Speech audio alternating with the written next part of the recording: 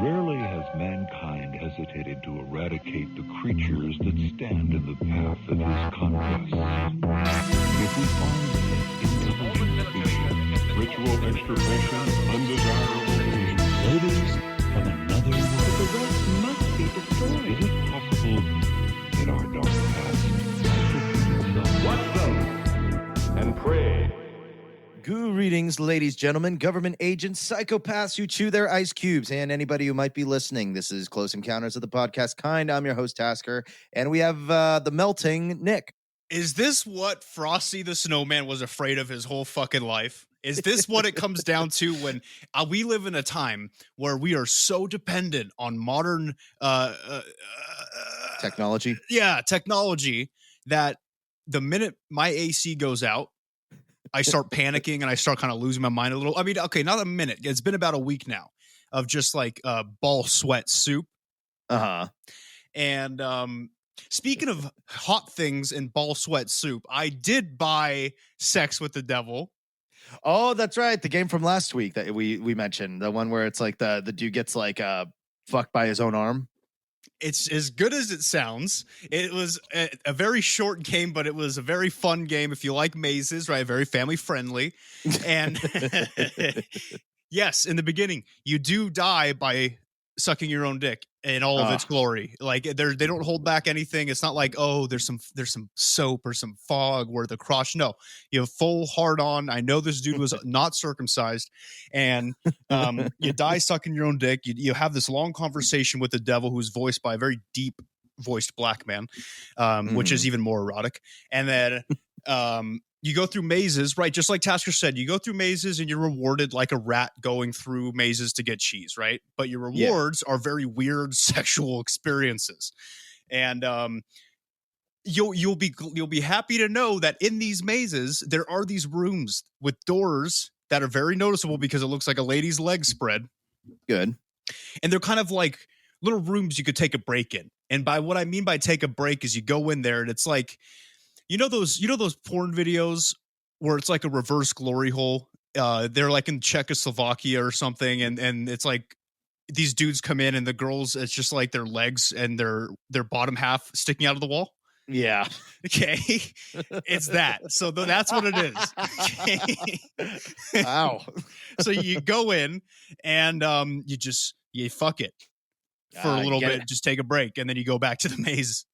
Wow, how that's nice that they give you little breathers, huh? Yeah. So hey, 7 out of 5. Go buy it. It's like $4.99, guys. Come on. Oh man, and how perfect that you play the hell game and then your AC goes out, which also makes me wonder too. Because remember last we were talking about technology failures and stuff like that, and how they were like the MIB, the Men in Black, were coming after me. I mean, I don't know, man. The fact that especially after episode 2, and now that we're doing episode 3, now they're shutting off your AC. So who's to know? I think it's because you didn't crack, right? Because you did. I told you not to crack. I told you don't throw me under the bus, and you didn't, like a good friend. Mm-hmm. Now they're frustrated. Now they're coming to the source. Well, they knew they couldn't get anything out of me because you literally live in like a basically physical Enigma code. So of course they're gonna have to try to just go with the battering ram to the front gate. Well, I got bad news for them, all right? Because if they try to get physical with me, I just finished playing Sex with the Devil, man. I will make their lives a literal living hell. You'll put them in the reverse glory hole, and I'll show them to follow you. Yeah, I'll be like, you guys ever been to Czechoslovakia before? Isn't it technically the Republic of Czech now? Isn't Czechoslovakia broken up? And it's incorrect for me to say that? Let's see. Is the Czech Republic. The Czech Republic. That's what it is. Okay, so look, I corrected myself. At first I was ignorant and politically incorrect, and I corrected myself. Not that I know anything about their dumb culture anyway, right? But at least I'm trying. Yeah, and actually, I one more thing. It's the Czech Republic and the Slovak Republic. They split into 2 republics. 2 equally unattractive names. That's good. Czech and Slovakia. Yeah, but we got to give them points. So there's a lot of great porn that comes out from that. Yeah, there is some great. At the very least, some great porn stars. But we'll get into that a different date. Oh shit! So oh my gosh, yeah. But go buy the game, guys. Horoscope horoscope time, I believe. Yeah. All right, let's do it because, of course, Nick is wasn't kidding about it. He's had no AC for a week. I can already see him glistening, and yeah, you're not having fun today, huh? It's hard to breathe, man. Like if it's kind of, that heat when you get in your car and it takes you a couple breaths to like adjust. It's kind of like that, but constantly. I am not jealous. Yeah, it was like 116 the other day here, and yeah, not great. So let's just get things rolling. We'll jump into horoscopes. Did you want to go first? I'll go first today. Yeah, that sounds good. Mm-hmm. Motivation must come from within today, Cancer. The only thing that can pull you out of bed is your inner drive. Too much partying may leave you spent to the point where you don't want to move. Remember to keep things in moderation. Be good to your body. Get outside and let your mind radiate outward like sunshine. Feel the grounding of the earth beneath your feet. I mean, I guess I needed to hear something like that. Mm-hmm. A little bit of positivity in this like hot soup of that is your home. Yes, and especially with this advice to go outside, I think that's a good idea because it's probably cooler outside than it is in my house right now. Hey, but thanks horoscope.com. I appreciate that. Very thoughtful jackasses us. Fucking so sick of this shit. Yeah, and I know you're doing the classic strategy that I did back when I had to live in the dorms and we had no AC for a whole semester during summer. Is just to hang out in department stores. Oh hell yeah, man! I'm going straight to a bookstore after this, and I'm gonna sit there like the autistic kid in the manga section, just reading and making weird noises. I was gonna say you can even go to some of those like local liquor shops that have like the walk-in beer fridges and stuff like that, and just hang out in there, pretend like you're looking. Shove my face in there for about half an hour. Oh yeah. What are they gonna do? They know it's hot. Yeah. What are they gonna do? So my stars. Sex is a 4 out of 5. Makes sense after playing that game. Right. Hustle's a 2 out of 5. Vibe is a 3 out of 5. And success is a 4 out of 5. So a little better than expected, I imagine. Not terrible. Better than the last few weeks. I'll give it that. See, it's almost like you're doing like kind of like a hot yoga. You're sweating out all the toxins or some shit, right? Oh, man. I got something to talk to you about. You just reminded me. Okay, do your horoscope and then I'm going to bring something up. Oh, God. All right. I'll blast through it because I'm interested. Let's see. Your thinking is steady and reserved today, Scorpio. Your mind is right in line with your ego, and you will be able to accurately verbalize what is going on inside. You might be a bit reserved in how much you tell people. It could be that others are holding back information from you. Proceed with caution and be honest in all your dealings. Oh, shit. That's sketchy. Jesus Christ. I don't really know what to take from it. Just says just keep it together, don't say too much or say just enough. Did it say that people were holding things back from you? It could be that others are holding back information from you. Yes. I mean, technically I'm waiting to hear what you have to say, so sort of. I mean, I guess that makes sense. Yeah, I mean, other than that, I'm pretty open with you. I just talked to you about reverse glory holes, so there's not really much. Yeah, there's definitely lines that have been crossed quite frequently, I believe. So I don't think this is a problem. Once again, we're using a non-paid horoscope site, so it's only to be expected. So for stars, however, sex is a 3 out of 5, hustle's a 2 out of 5, vibe is a 4 out of 5, success is a 3 out of 5. So it looks like this episode's probably going to go decent. And I expect nothing less than the fun-ass episode planned ahead. So I'm pretty excited. Perfect. But before we get into it, Tasker, you mentioned yoga. You mentioned something like that, right? Getting all hippy-dippy and all that bullshit, right? Oh, yeah. I need to make an apology, a formal apology to the listeners, to the people who have heard the Starseeds episode in the past about, the tone that I might have taken when talking about Starseeds. After a lot of research, aka YouTube videos, I have discovered that I am indeed 100% a Syrian starseed. There's no doubt in my mind that my soul is descended from somewhere in Sirius. This is 100% true. Now, Tasker's looking at me like I'm a fucking idiot, which is fair. Yes. But I swear, I don't know if it's the heat this last week. I don't know if I'm losing it a little bit, but I swear to you guys, I'm 100% sure that I am a Syrian starseed. Mm-hmm. Oh boy. God knows if something clicked or something snapped, but give us the strength and knowledge to determine which is which. Yeah, so I just wanted to say sorry if I offended anybody just by making fun of you, calling you all a bunch of fucking middle-aged white women, you know? Oh man, maybe one of these days we could revisit Starseeds because it's so gloriously dumb. It's just it's very entertaining. But now that you've taken a new stance on it, I don't know. Maybe there's some more we can look into.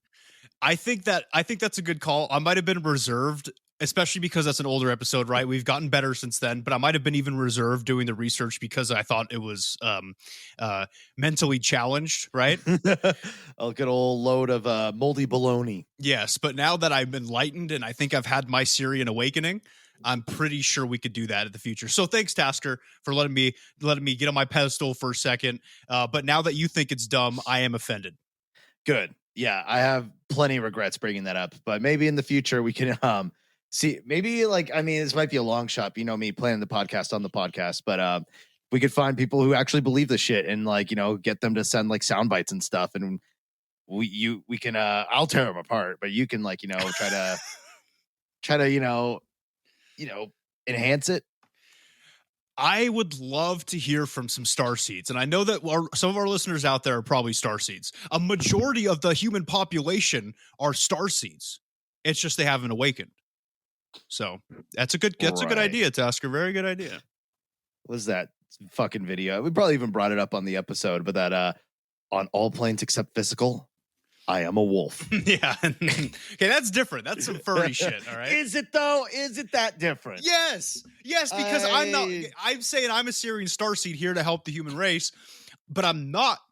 I am 100% not some soy boy with a wolf tail sticking out of the back, and you know where that the other end of that tail is, right? It's a butt plug. So you mean to tell me if a fucking group of fellow Syrians showed up and wanted to have some kind of debaucherous orgy, you wouldn't want to do that? I'm not saying that. I would do it. Yeah, what's the difference of that and yiffing? I'm not dressed up like an animal. And I'm not having sex with other people dressed up like animals, making howling noises and shit. You know why they call it yiffing, Tasker? Do you want to know why? Because fucking dogs yiff when they fuck. That's why. It's disgusting, and it needs to be put to an end. It's a bunch of people getting together, pretending to not be human and having sex. I fail to see what really is the big change here. What are you talking about, dude? You're telling me that you don't see a difference between an enlightened being such as the Syrian races, or the dude that you all went to community college with, who used to show up with at least his fur suit feet on and a tail. There's no difference.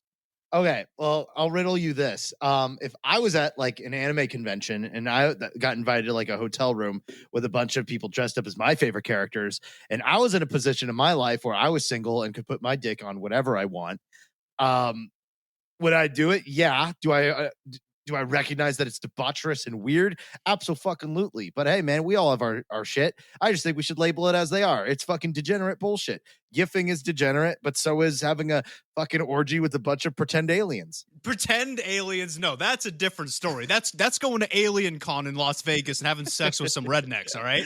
Who are dressed up like aliens. This is a spiritual, enlightening experience of, if you have sex with a Syrian, your mind will be opened to the knowledge of the universe and the cosmic law of one. When you have sex with a furry, you probably get AIDS.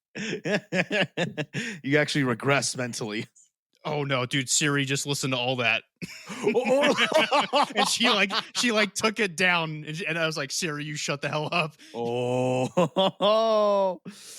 Well, now the government has that from you forever. Anyways, that's fucking irresponsible of you to compare it that way, but that's fine. Sure. Well, now that our opinions have been known, I think it's only appropriate that we get into the episode. All right, guys, I think Tasker's right. 'Tis time. Welcome back to another episode of CEO TPK. Now, in the last episode, we discussed Men in Black cases from the 1970s to the 1980s. And in this episode, it will be dedicated to finishing up our case files, starting with the 1990s and then finishing in the 2000s. And after that, we will finally be talking about the many theories surrounding the Men in Black and what they could be. Very excited. I know it's highly anticipated. I'm pretty fucking jacked to talk about it. So without further delay, make harassing phone calls to either some UFO nerds or your ex-lover, and then bug their phones, and then knock on their door at a very rudely late hour of the night, because we're diving right in. Have you ever done that? To UFO nerds or ex-lover? For the sake of privacy, I'll just say anybody. Yes. Yeah, I thought so. Fucking weirdo. Okay, so let's go into the 1990s. And surprisingly, there are a lot of cases in this book about the 90s. Now, as you would imagine with the Men in Black, for some reason, at least this is how I imagined it, there's a lot of cases older, and I feel like this is the type of phenomenon that would teeter off as time goes on. But apparently that's not the case. There are a lot of cases in the 90s. But for time's sake, of course, we're not going to be covering them all. But strap in and put on your best plaid, because it's time for the era of grunge music and heroin. Yeah, both. Like every era, there's a lot of ups and there's a lot of downs. But I always found it interesting because one of the big takeaways I've had with a lot of paranormal stuff is how it seems to sort of die down as at the turn of the century, because now it's I don't know, it's almost now that we have the means of getting proof whenever we can, suddenly it all just stops. It's as if now that we have a way of monitoring everything, now it's kind of distinctly proven that there's no way to prove it. That is an easy scapegoat. That's an easy way to put it, Tasker. Sure, any skeptic can say that. All right. The Men in Black is a phenomenon that goes against that, though, which is really cool. Yeah, so that's why I'm interested to see what's going to happen today, because, like I said, most cases of monsters or paranormal creatures, they tend to disappear in the 80s, but now it's oh, they're still going on. Yep, still going strong.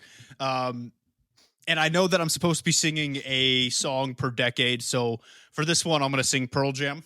Okay.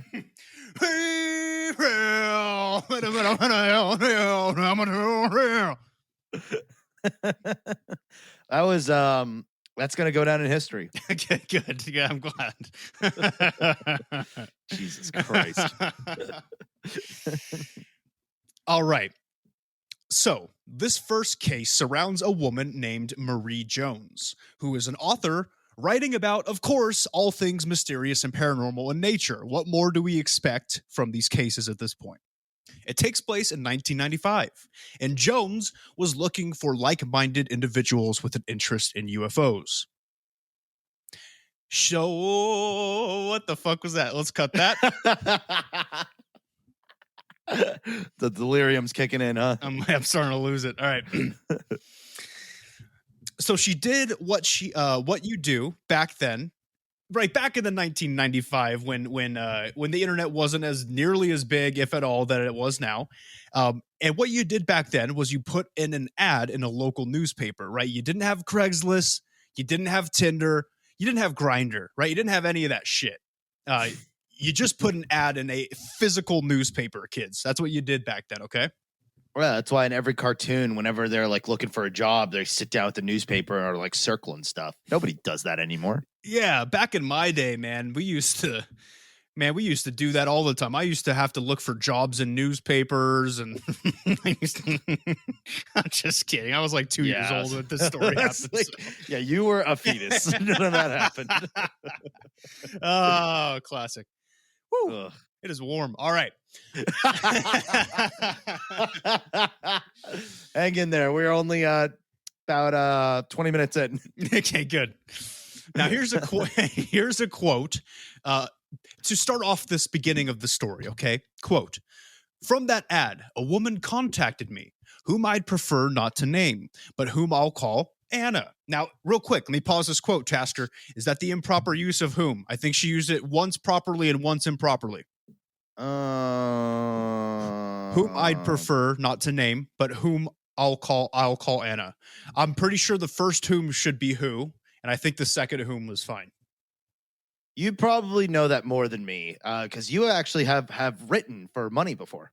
I have written for money, but I don't use the word who because it's pretentious. It's very pretentious. Okay. I would just say she should have just nixed it entirely. Yeah. But whatever. But she used it twice, once Yeah. incorrectly.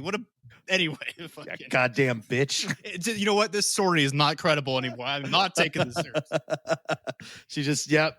The fucking use of whom I think immediately destroys that. So, when you're at your fucking con and you're like, banging your anime waifu, and then she says whom.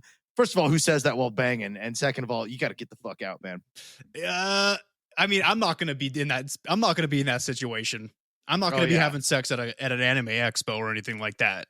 Now you'll be too busy doing it at the next Area 51 raid. That's more my style. Yeah. I do. Although it was fiscally irresponsible, I do have a degree of regret for us not going to that. We should have gone because not that many people showed up, and we could have been one of the ones that were like in the YouTube videos. So that would have been fucking awesome. We could have been on TV, and we would have seen the guy, the ultimate end when the guy does the Naruto run behind the newscaster. Oh, what a great time in human history that was. Honestly, so brief, so great. So back to the quote. So basically, up to this point in the quote, our protagonist is a weird way to put it. The main character of our story here, Marie Jones, she puts an ad in the newspaper, and from that ad, a woman who she's going to call Anna for anonymity's sake, right? Is named Anna, gets a hold of her, and here's the rest of the quote. She was a biker chick. Nice. Cool. We really hit it off, and we decided to form a group, and it took off really quick. We were very active and did a lot of investigations, particularly with alien abduction cases and witnesses, unquote. So as we've seen before, right, someone had the bright idea to create their own UFO investigation group. And let me remind all of you out there, it's not a good idea, okay? Leave it to MUFON. MUFON is established. MUFON's too big for the Men in Black to really do anything to unless they really wanted to. If you want to start one out of your basement, you have to know the consequences. Shit will happen to you, okay? Yeah, because it's like you can cross that line and then, like, you're not untouchable, but it's a lot harder. Like you said, MUFON's huge, but, like, what did they have to sacrifice to get there, Don't reinvent the wheel. Yeah, come on. It's not worth it because then you're going to get knocks on your door and people listening on your phone calls. It's not cool. All right. Yeah. AC gets shut off. AC gets shut off and then you're just sitting in your own ball soup. All right. But you know what is funny is for some reason my ball sweat doesn't feel warm. Like it feels cold. Like it's a borscht, like it's a cold soup. Right. Is that weird? I think that's the point of sweat, is it's supposed to cool you down. Oh, that makes sense. Yeah. Huh. Look at you learning body functions. Never really thought about what sweat was before. Huh. So I gotta say, with this heat-induced delirium, like, how close does it feel to just straight up just being intoxicated? Pretty fucking close, tell you what, because I'm already hungover. So it's just like a mix of leftover alcohol in my system and the heat induced delirium. And I mean, as you guys can tell, I'm already kind of all over the place on this episode, and I'm trying to rein myself in, but it's hard. Okay. Some people would pay top dollar for that kind of high. Yes, they would. Too bad. You just stay at my house for a day. How about that? You join in on the group reverse glory hole and masturbation session. Reverse glory hole. That's the best. It's the best term ever. Gross. You know what? Still sexist though. I think, what's funny about glory holes, man, is no matter if it's a normal glory hole or if it's a reverse glory hole, it's kind of still sexist. How? Towards women. Because they don't have a ding dong to put it in there. Right. I mean, like in a normal glory hole, you put your dick in the hole, and there's hopefully a lady on the other side. Okay. Right. And she'll usually what they do with glory holes. I've never been to one because I live in a fucking modern human society. I've heard that they blow people through them. Okay. Yes. Now some women love blowing things. All right, they just as much as they can. But some women think that it's sexist and that it's demeaning to women, which is understandable, right? Yeah, but it's like it doesn't have to be a woman doing the blowing too. That's the thing, and that's why they invented the reverse one, I guess. No, but that's worse. That's what I'm saying, though. Because it's extra to me. Okay, I see what you're saying. When a guy does it, it's like, oh yeah, what a cool fucking invention. But when a woman does it, it sort of just invites them to be like, trapped and assaulted. Right. And then those ones in the Czech Republic, right, Yeah. where their legs are just sticking out. That's kind of the worst, right? That's kind of like the worst path you could go down, and that's like it's not really something you can pull yourself out of. Right. I mean, they're hopefully they're like on their own fruition. I don't know what they do over in the Czech Republic, right? I'm not sure. I've seen Hostel. All right. I know how fucked up like Eastern Europe is, but whatever. Fuck it. Whatever. Just don't do it. All right. It's more of a mechanical issue because see, we as men, we have a thing that sticks out, whereas women do not. So it's a mechanical issue. I mean, it's like, yeah, you could call it sexist, but I think it's more of an engineering problem that hasn't been solved yet. That's fair. What if we started making actual reverse glory holes where instead of girls' lower half sticking out of a wall, it's a dude's who just had like 5 what are those pills called that gives you erections? Oh, Viagra. 5 Viagra, and then they're just used by whoever. See, now that would be equality. See, but it would have to be really low to the ground because, he'd have to be like essentially laying down, because if he's like just bent over, the wiener's pointing downward, and that's just inefficient. Right. So he would have to be like, on some sort of table on the other hand or something like that. But I mean, sure. Let's make it happen, man. I mean, I'm not going to take part in it. I don't want to do that shit, but somebody will. That's the silver tier on our Patreon is we'll rig ourselves into the system. You just do what you need to. We'll have like a warehouse that we do it in, and we'll name it Nick and Tasker's Living Dildos. The Czech special. The Living Dildos, aka the Czech special. The Czech reverse card. Oh man, dude. Our Patreon's going to be very sexual and very illegal. I'm pretty sure that's just straight up prostitution. Yeah. Okay, let's move on. Yes. You just bring up one biker chick and we go down this fucking... I'm tired and hot. Okay. All right. Now, like I said, these 2 ladies decided to make their own UFO group. Like, don't do it. So as time went on with the group, and as Jones and Anna, the biker chick, became closer, Anna told her that she had been experiencing some harassment. And what do you know? These harassment tactics seem awfully familiar to the tactics employed by the Men in Black, things we've seen time and time again.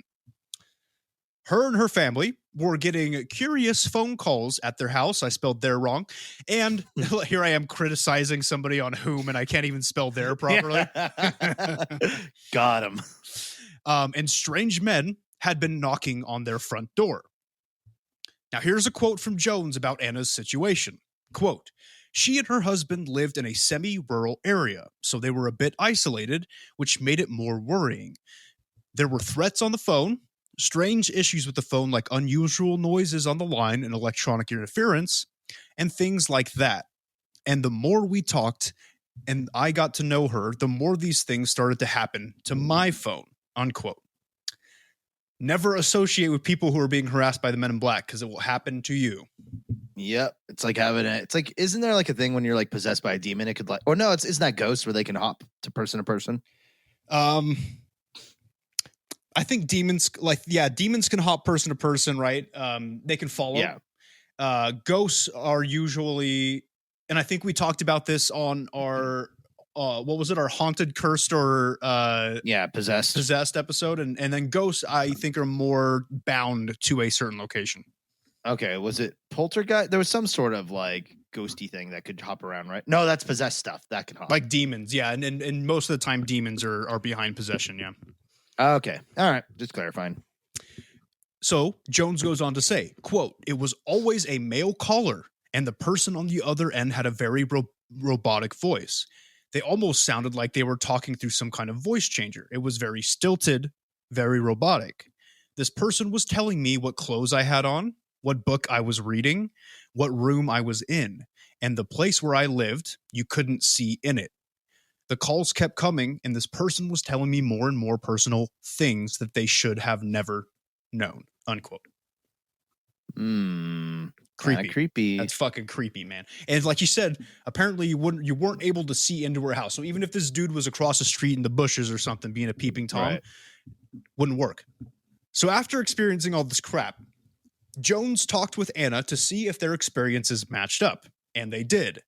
Anna said that the people calling her to harass her sounded the exact same as Jones's stalkers. But Anna and her husband were getting it worse. These men would be on their property late at night, knocking on the door and just kind of standing around outside. And when her husband would run outside with a gun to fuck these guys up, they would run away and, quote, moved like robots. They were very stiff, very stilted, and stared without blinking their eyes, but they looked human, unquote. I'm just picturing them like running away, like shoulders up, their arms are just like, and they're just doing this like little like nerd run, like waddling. They can't bend their knees, so they're just kind of like. Oh man, fucking armpits are sweaty. I'm I'm gonna take my shirt off. All right. I'll give you the play-by-play. He's pulling his shirt up. It's up and over. It is off. Whoa. Someone's been working out. That's better. Woo. Nice. Yeah, this is some if only you guys had the videos. Oh, whoa, not bad at all. Yep, that's some seps, some of those tries. I see it. Oh yeah, pale is fucking Casper. Same. I don't think I've taken my shirt off in public in like 3 years. Yeah, dude, I spent all my time in a basement, bro. I look like Nosferatu. It's good. That's great for defense. So when they're shocked by that, that's when you can pull the gun on them. Yeah. Bow, bow. So these are the types of things that both Marie and Anna were experiencing. And it kept happening. Now, Jones's husband, Marie's husband, was a musician. Basically, he was unemployed and would be gone from the house for days at a time, right? Whether it was practice or if they were like doing a little bit of a tour or something. And the people calling to harass her at her house always seemed to know when she was home alone and would call at those times. Basically, hey, your husband's not here to help you, so let's fuck with this chick. You know what I mean? Ugh, that's really creepy. It's very creepy, but effective. Yeah. Well, I mean, I guess too, they just need to if they're just like staying outside of her house, like watching her, that's how people profile a house before they rob it, right? They watch them, see the ins and out, who's going to be there and who's not. Exactly. Watching their patterns and, oh, totally, man. Yeah. Yeah, dude, I do it all. I mean, people do it all the time. I know, right? It's just a horrible thing, right? Yeah, terrible. Gotta be smart though, when you're breaking into somebody's house. Well, yeah, because breaking and entering. I heard a case where this dude they got broken entered in, and they took a bunch of shit. But the fact that there was a like an infant child there, and there was like a ring, so like they were all on camera, face and everything, and like they got caught. Like they got royally fucked. Did they do anything to the kid? No, it was just they broke and enter. It's endangering a minor, and if you and they had a weapon, and it's a violent crime with a minor on site, that can like severely like bump up your punishment. Man, see, that's why all jokes aside, if you guys have the urge to break into people's houses, even if it's not to harm anyone, right? Even if you just want to wear somebody's panties, right? You want to break in and raid the panty drawer and try them on and do the little I'm a little teapot dance at them, get help. All right. Yeah. Isn't it funny how that used to be like an okay thing? The panty raid that they would do on college campuses. Yeah. We missed that train, man. we were too young. Cause now it's definitely a crime and you could definitely do like a lot of jail time for it. I just want to be a pretty girl. You just got to buy your own. Oh, damn it. Doesn't smell as good. All right. Let's move on. Right. Weird. That was a weird thing to say. It's hot in here. It's fucking hot in here, man. All right. You're doing the best you can. Hang in there. Okay, so as these experiences ramped up, it became too much for Jones and Anna to handle. Now, much like Albert Bender in the 50s, they decided to shut down their research group, putting two and two together. That this was why they were being harassed. It was the research they were doing on abduction cases. Now, they actually stopped interacting after this pretty much altogether because Marie Jones moved back to Los Angeles. Now, let's move on and discuss another case out of the 90s from another researcher and author named Greg Bishop. Okay? And with another case comes another 90s song. Boom, boom, boom, boom. I want you in my room. Let's spend the night together from now until forever. Boom, boom, boom, boom. I want a double boom. Let's spend the night together in my room. Double boom, huh? Oh, hell yeah. You know what that means? That's just DP, right? That's DP, baby. That's it. Yeah. Fucking Vanga Boys, man. They had the good old 90s White Lightning, huh? White lightning, cocaine? Cocaina? Yeah, cocaine. Fuck yeah. Now, our boy Greg Bishop wrote about many topics, of which you could probably guess. Conspiracy theories, psychedelics, and of course, the UFO phenomenon. Now, here's a quote from Bishop setting up the scene. Quote, mail tampering is the darling of the clinical paranoids, but nearly every piece of mail that the late researcher and alien abductee Carla Turner sent to my P.O. box looked like it had been tampered with or opened. Since this is easy to do without having to be obvious, we figured someone was interested in her work enough to make it clear that she was being monitored. She took to putting a piece of transparent tape over the flap and writing sealed by sender on it. Carla pretty much took it for granted after a while and suggested I do likewise, unquote. So Greg Bishop's story starts off with him and this researcher, Carla Turner, both into UFOs research. They were like pen pal buddies talking about cases and shit. And the mail that they would send to each other had clearly been opened.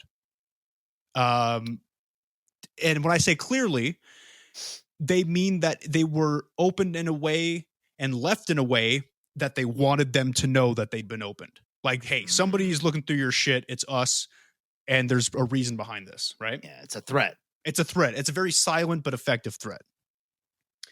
Now, as this strange mail tampering was happening with their mail, Bishop became more paranoid and claimed to start seeing things and encountering things.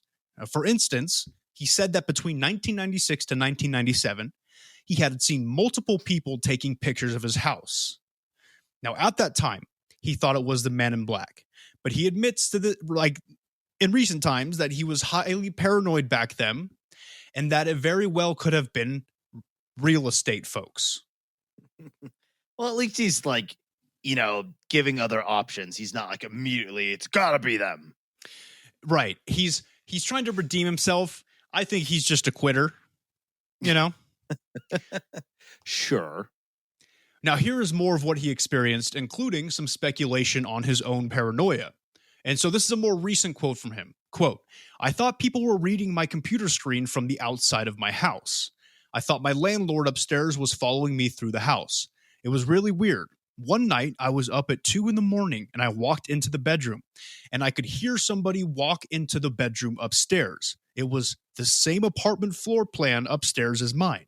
For about 5 minutes, the person walked everywhere I did, right after me.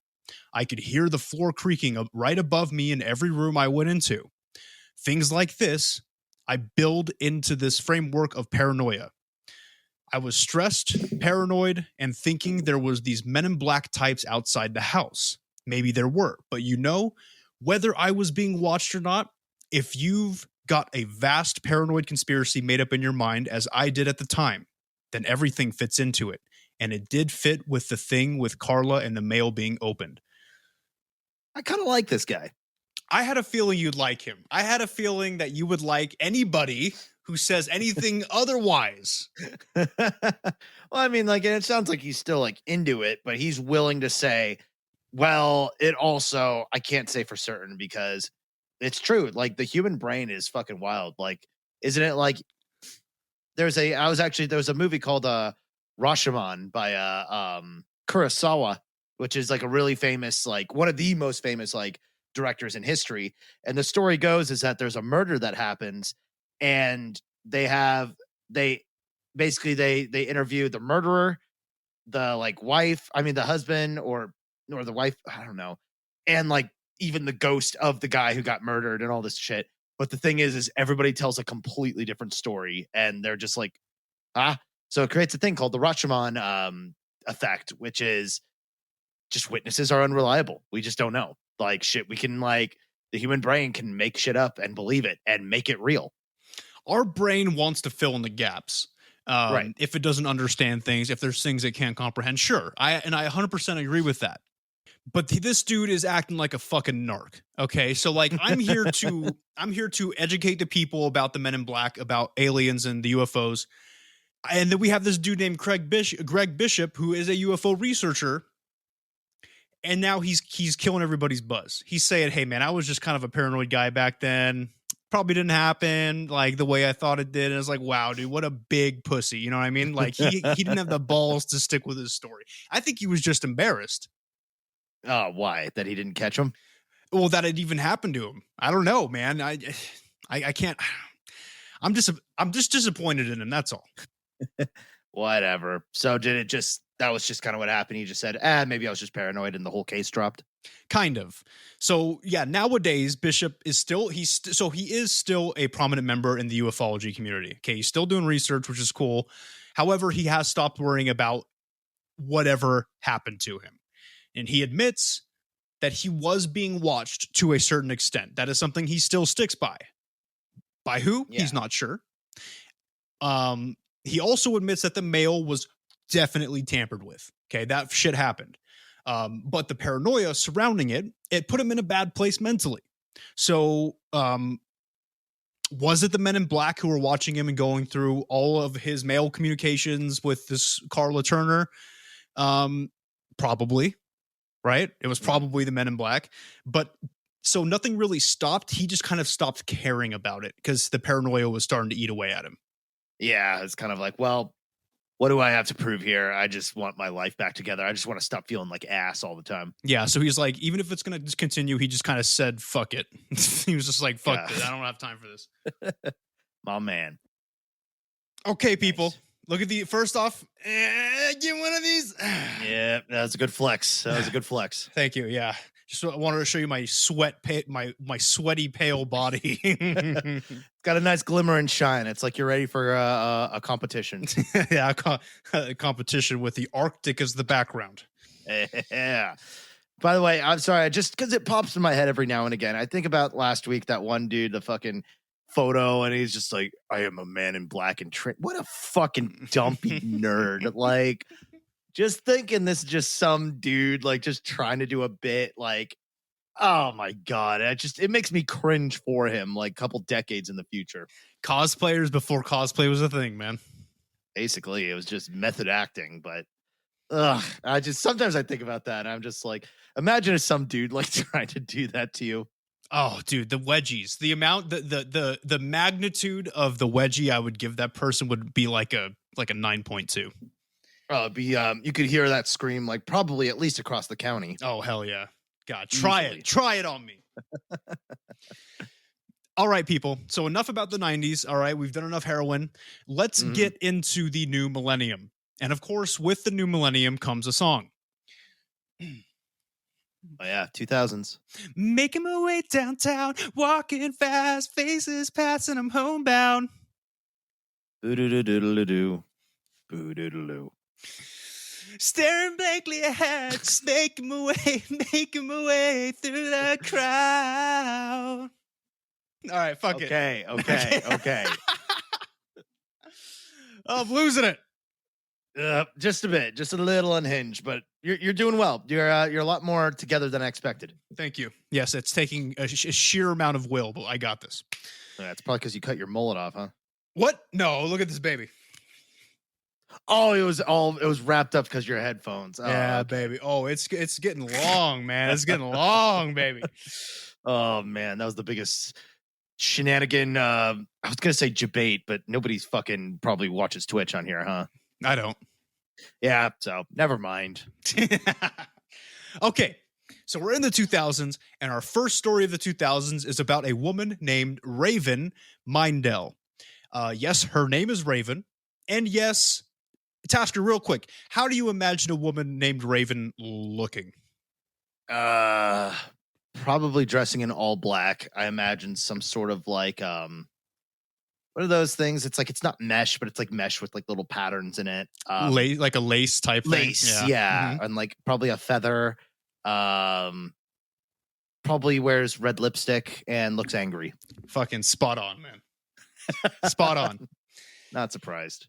So yes, she is exactly how you imagined she look. A black lace corset, okay, with a tasteful amount of cleavage. Of course. Black hair. And in the photo, in the book that I saw, she is holding a crystal ball in her palms. Huh. Is she like older or younger? Younger. I'd say she's probably our age. Well, not anymore, but like at the time, she's probably our age. Okay. I see. Anyway, so she's a cryptozoologist, a writer, radio host, and perhaps most notably, a Wiccan priestess. Oh. So mote it be. So mote it be. Here is a quote from her about the beginnings. Quote, I have been interested in paranormal things and UFOs for years, but when I got involved in doing it more seriously with research and writing and in a career-like manner, that's when really strange things started to happen, including a Men in Black experience in April of 2008, unquote. So basically, a week before her Men in Black experience, Raven's husband felt so they were at their house and he felt what seemed to be a rush of wind move past him in the house. So you know when somebody like whizzes past you, you feel that brush of air, you know? Right. It was that situation. The problem is that nobody ran by him. Okay. And the AC was not on, which, you know what? Don't take it for granted. Yeah. No windows were open. It had just felt like somebody ran past him, but of course there was no one. So, right. And also, sorry, just for the time capsule record, we're also going through like a record heat wave, like all across the board. So what is this? This is like June 2021 right now. It's fucking hot everywhere. So yeah, lucky you, Nick. I feel grand. I feel, is this what a shrimp feels like in shrimp fried rice? Probably, if it could feel. Yeah, that's right. Shrimps don't have feelings, man.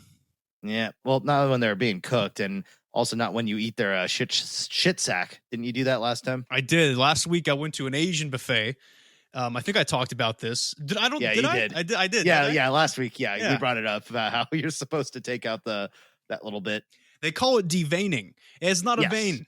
No. It's a tract of shit, and they didn't take it out, but I ate it anyway. So, did it matter? Did it change anything? Psychological, yes. I knew it was there. Psychological damage was done, but it tasted fine. Yeah.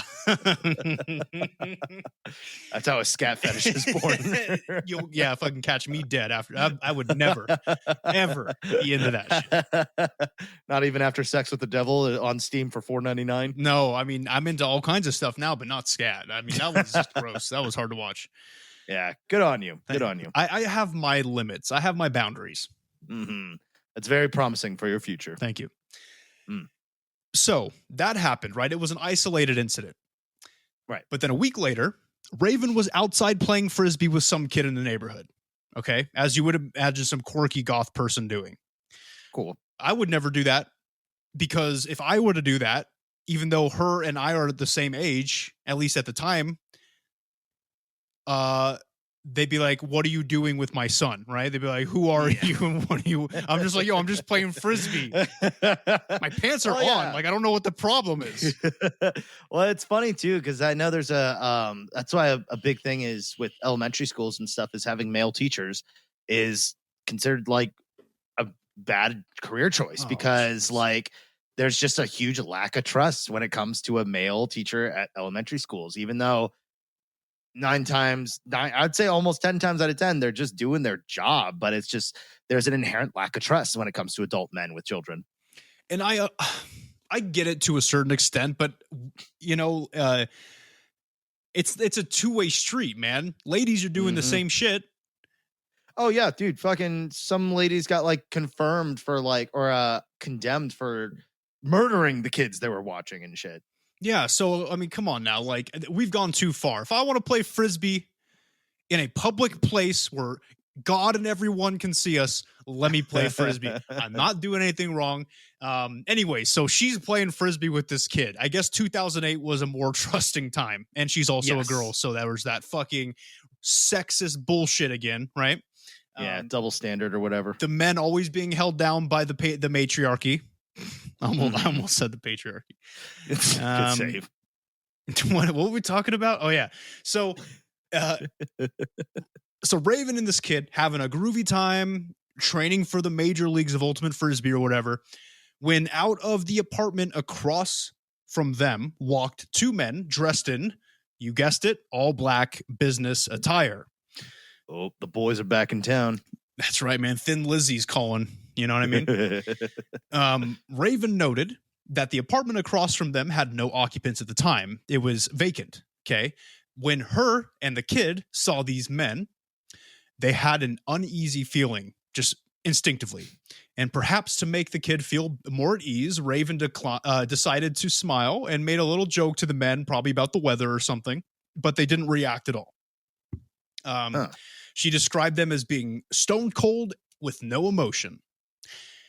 The two men got into a, of course, black vehicle and backed out super quick because she was suspicious of these two guys after they made no attempt to like look at her, and they came out of like a vacant apartment and they looked really weird. So she kind of started walking towards the car as they got in to look at the license plate. So they backed out real fast so she couldn't look at the license plate and just like skidded out of there. But this was not the end of her experiences with Men in Black. Now, Raven's phone at home would ring, but of course, no one would be on the other line. Then, on the night of April 19th, just 3 days after seeing the two men, while trying to fall asleep, Raven had a crazy, overwhelming feeling that she needed to stop all of her UFO research at once. Like this innate fear suddenly struck her while she was trying to fall asleep. Kind of like how I feel about like my art career sometimes at 2 a.m. Where you just wake up and you're like, why am I doing this? I fucking ruined my life. Like, what was I thinking? There's yeah. Were there some tears behind that laugh, Tasker? Hey man, as they say, comedy is rooted in tragedy. Yes, it is, man. They're see, Nick's like, "Oh, are you sweating too?" It's like, "Yeah, I'm sweating." Yeah, yep, sweating from my eyeballs, sweat rolling down my cheek. Yep. Oh shit! Hey, artists, keep doing your thing. All right. Statistically, only 1% of you will end up a dictator and taking over like half of Europe. So. I think it's less than 1% because there was only one out of all the artists in history. Nick almost choked on water. Woo! Oh man! Oh, that almost killed you. It's too hot to choke on water because there's no recovery air. Like if it's true, oh, buddy.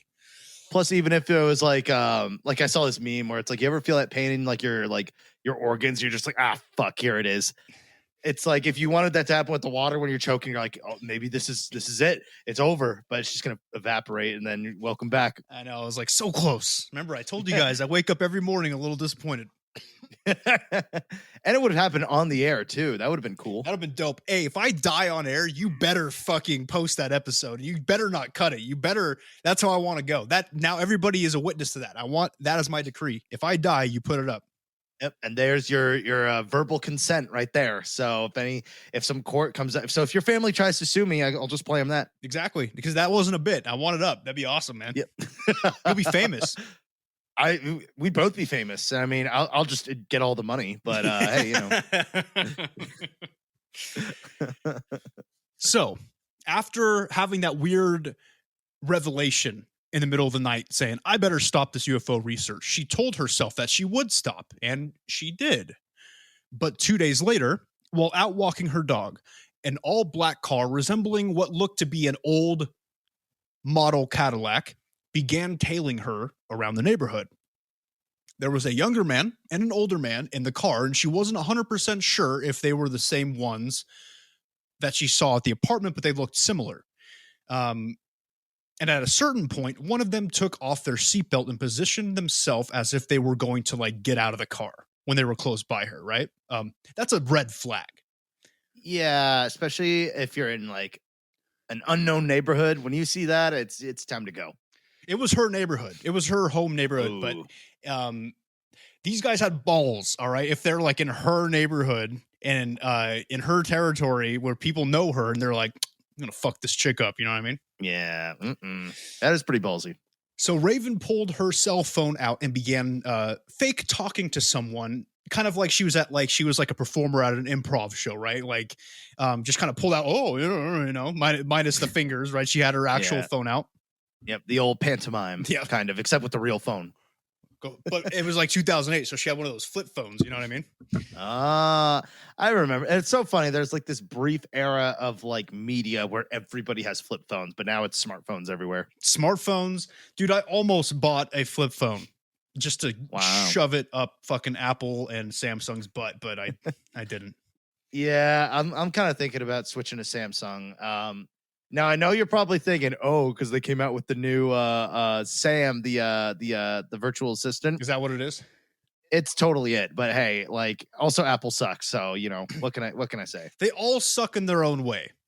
Yeah, but the problem is I have GarageBand on my. That's how I made like the show's theme song was on an iPhone. So it's like, I don't know.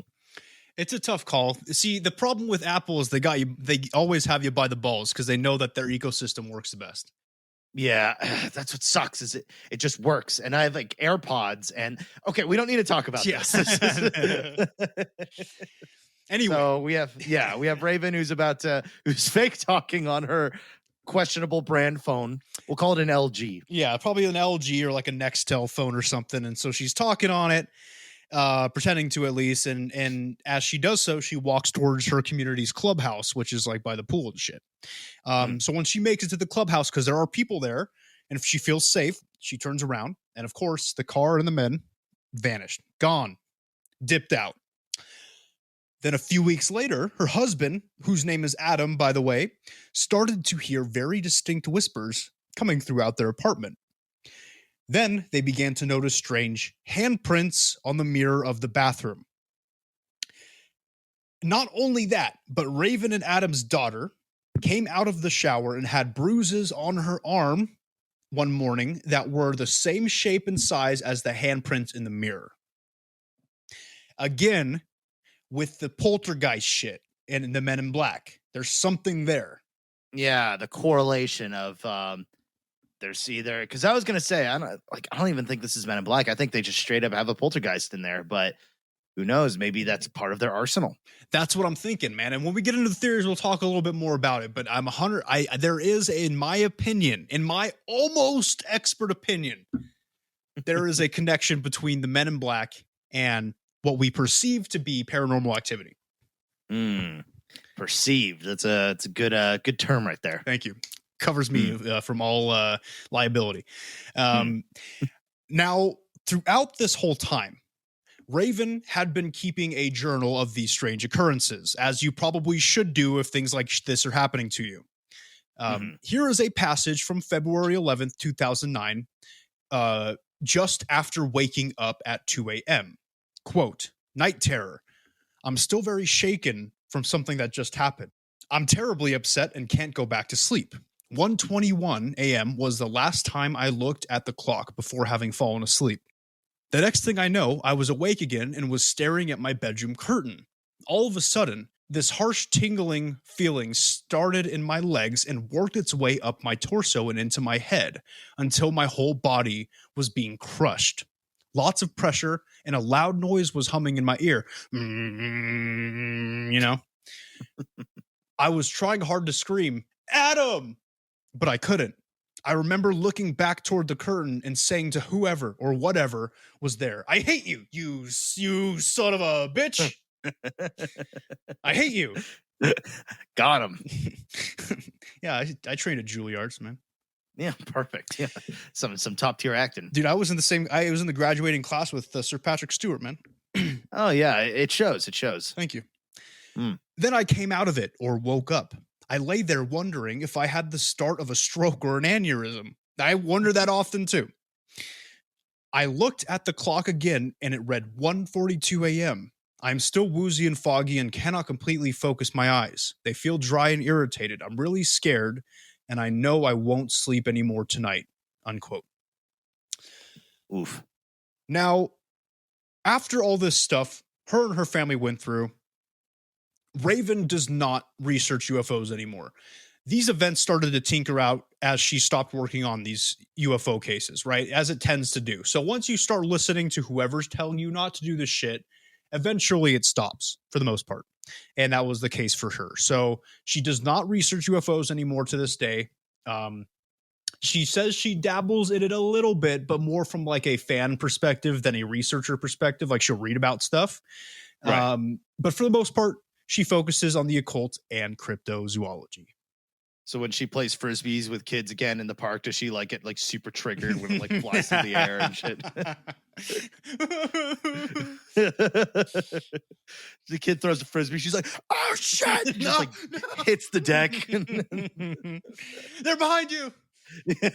They're following you. Can't go to a fucking office building. Oh, it's sad. Poor Raven. It's a rough life. All right, guys. That's it for the case files. We finally made our way through all the case files I wanted to cover from the book. Congratulations, we made it through time. And now that we're done with the case files, let's move into the theories section of the series. This is something that I've been super hyped for since we started the series. Now, as a note up top, I will be using some points made by the book on the theories. However, like you all know, Tasker and I have been chomping at the bit to talk about these. So there will be personal opinions and personal speculation surrounding the points from both of us. Yep. And if you're on our Discord or wherever and you have your own opinions, feel free to share them because there's a lot of possibilities here. There are a fuck ton of possibilities about what they could be. I definitely want to know what our listeners think. So let us know on Discord. I'm down to talk about it. I want to kind of see what everybody's gauge is here, basically. But none of this, they don't exist bullshit. All right. Mm-hmm. Yeah, we'll make a separate channel for that. Yeah, I'll make a channel that Tasker can be in charge of called Skeptics. And it's a channel. You'll get even a new title. It's called Banned. Yeah. Welcome to the Banhammer, asshole. Oh man, I'm still gonna get banned as an admin, huh? Oh man, it's coming. It's cooking, dude. I almost banned you when you made that anime channel. Almost. Oh, that was a close one. Okay, let's get into the first theory. And the first one that we will be talking about is that maybe, just maybe, the men in black are hallucinations of the observer or person having the encounter. Sounds like a stretch, but let's kind of back this up a little bit by talking about our old friend Albert Bender. Okay, now our boy Bender had some pretty outlandish shit happen to him. Let's be real about it with his encounters. Yeah. There was even a book written about his Men in Black encounters that claimed Bender was taken to top secret facilities in Antarctica. Okay, that's something I didn't cover in the main case file because I don't think it had to fit. But this was something that was mentioned that he said happened, allegedly. Okay, he went to Antarctica and was taken there to see like top secret UFO shit. Right. Now remember, in the first episode of the series, I mentioned in passing about Bender's mental health, and I said to keep that in mind, and this is why. Now, this comes into play while looking at this theory. Here is what we know of Albert, amongst other things, okay? He was obsessive-compulsive. He was a hypochondriac, often terrified of getting cancer, like on a regular basis. Highly into many aspects of the occult and paranormal. And spent a lot of time in his like holed up in his stepfather's cramped, poorly lit attic, which he turned into a weird horror dungeon, right? Right. Now, I'm not saying that each of these factors about him can lead to hallucinations, but a combination of some or all might make someone unstable enough physiologically and mentally to maybe hallucinate, right? With enough stress factors. Yeah, I mean, he's kind of. It all depends on like the level of psychosis, because there are some people like the brain's a hell of a drug. It can really do some crazy shit, and like I don't know if it's more like hallucinations, but maybe it's like could just be a typical. He saw like business people and was just had it so much in his head that they were like, stalking him and shit that he turned it into something that it wasn't. Or that's sort of like you said before, we fill in the gaps. So maybe when he was having like an episode or something like that, when there was like an area where the timeline gets a little sketchy, he would just fill in the gaps. And, that's not super like unreasonable. It's not unreasonable. It's a possibility, right? And here's something else that could be a possibility when it comes to Bender and his stories. But with that being said, though, real quick, Bender wasn't like, as far as we knew, he wasn't terribly psychotic. Like he wasn't like he didn't have a debilitating version of like schizophrenia that he wasn't being treated for. He very much existed for the most part in the real world. Like he was aware of his surroundings. He held a regular job and did well at it at the Acme Shear Company. But something was there possibly making him see these things or experience these things, right? Or it could just been a gas leak. Or okay, Reddit. Yeah. Dude, every time I'm on Reddit, and this is why I'm starting to lose faith in Reddit, is because every time I'm on Reddit and there's something somebody says, something weird's happening to them, the first comment in the top comment, because everybody on Reddit's a bunch of assholes, is, "Oh, did you check your carbon monoxide levels?" Just because that one story. God, I just want to if Reddit was a person, right? Yeah, I would. And then when you go and ask Reddit and ask for specific people to answer questions, and they're like, "Oh, well, not that, but here's my take." I was like, I didn't ask for your fucking take on it. We asked their actual take on it. That's every single Ask Reddit thread. Oh my God. I'm sorry. It's hot in here, dude. I'm starting to get frustrated. Hey. Yeah. Well, try to think of a subreddit that you do enjoy, like throat pies or whatever. Okay. That's better.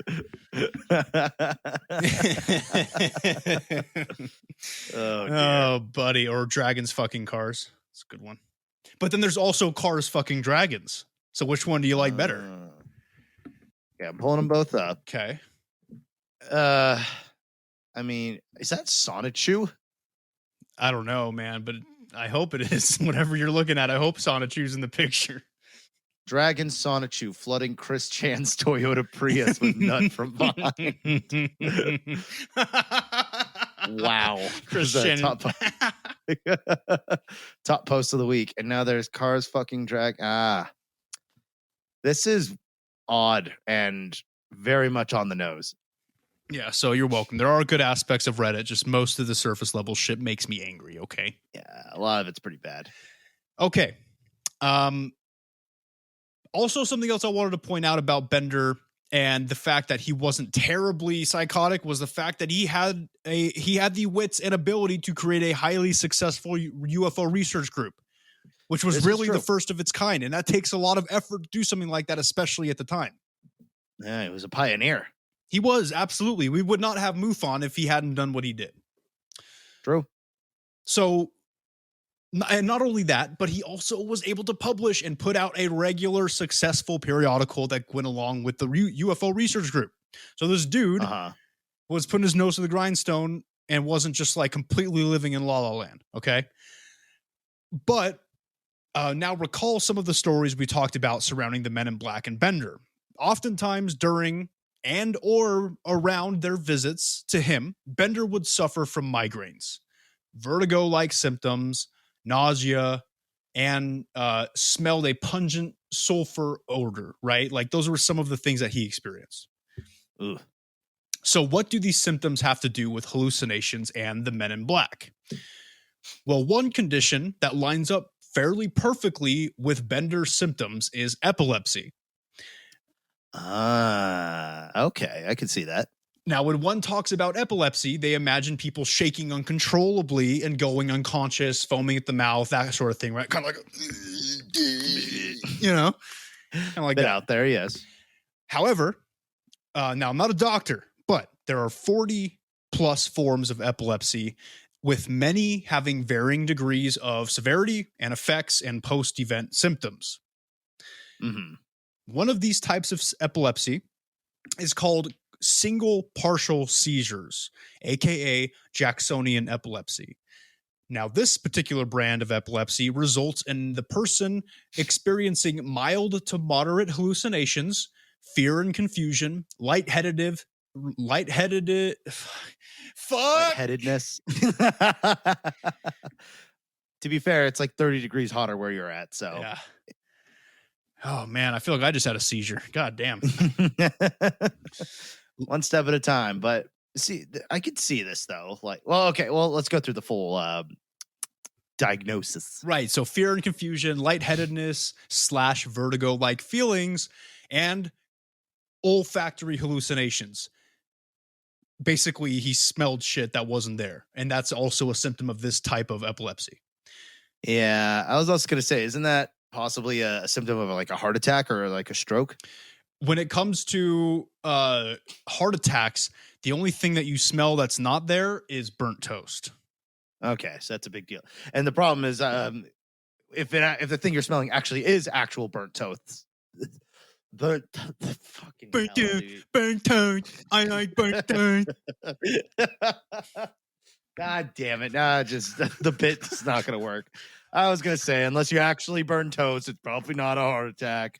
But whatever. Let's just laugh at my speech impediment. Dude, we're both fucked today. We can't. It's bad. Yeah, like half of my like sinus is just completely blocked right now. So I don't think I'm getting enough oxygen. I think that's why I'm starting to get loopy. Hey man, welcome to the club. We can just be loopy together. Yeah, it works for me. So not only that, but about 15% of epileptics report having severe migraines, which is, again, something he suffered from around the time of these Men in Black visits.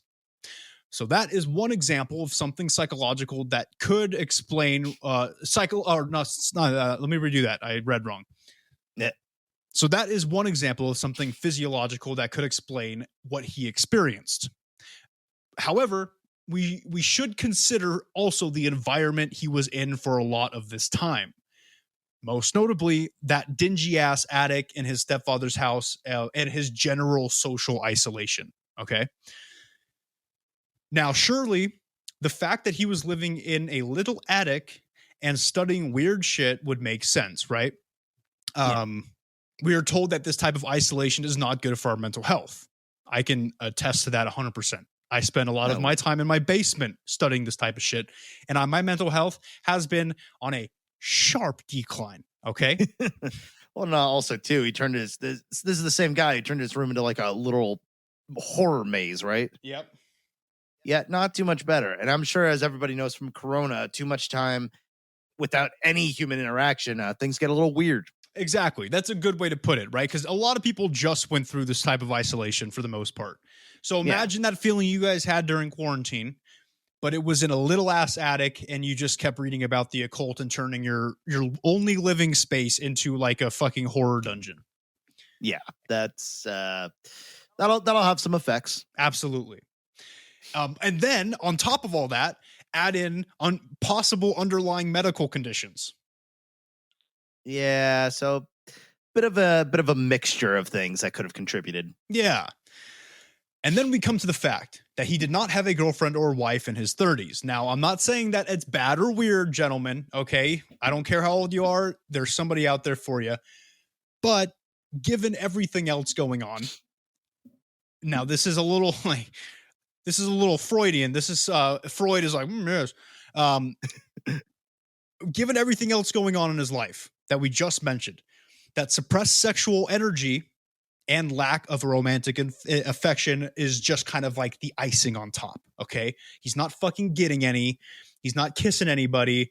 He's not holding hands with some lady and taking her to the theater, right? He's pretty much just whacking off to probably what was early tentacle porn, like Lovecraftian tentacle porn.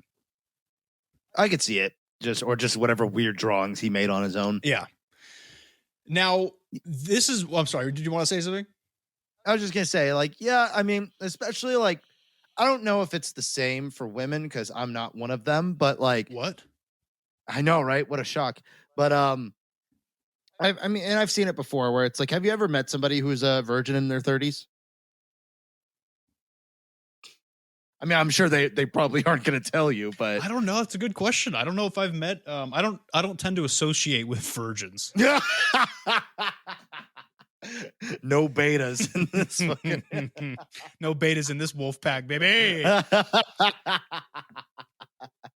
Oh my God. Well, I mean, we're all familiar with the incel movement, right? Which is the involuntary celibacy, bunch of dudes who think it's not their fault that they're not getting laid, it's society's fault.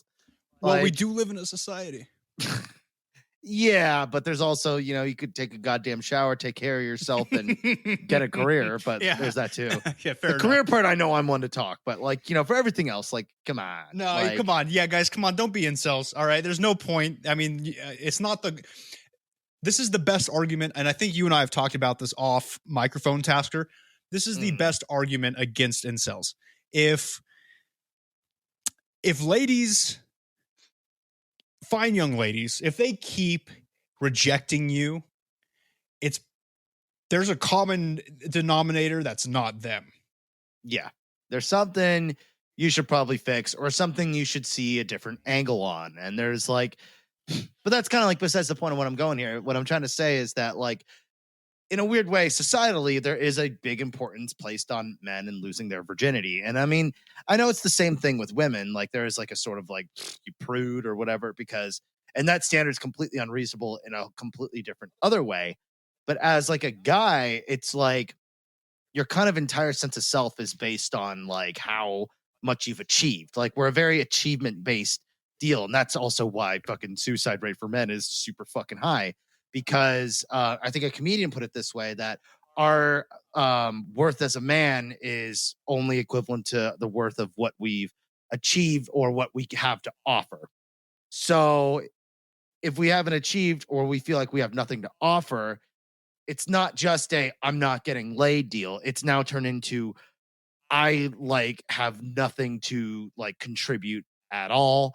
And on top of that, I don't even have anybody to talk to about it because blah, blah. It's like I'm saying, it's not the fact that not having sex is the direct result of that. I just think it's a major instigator to that frame of thought that turns into like this big mental spiral that is, and that's why the idea of being an incel is such a appealing thing to these people, because being an incel means I get to blame everybody else. It's not my fault.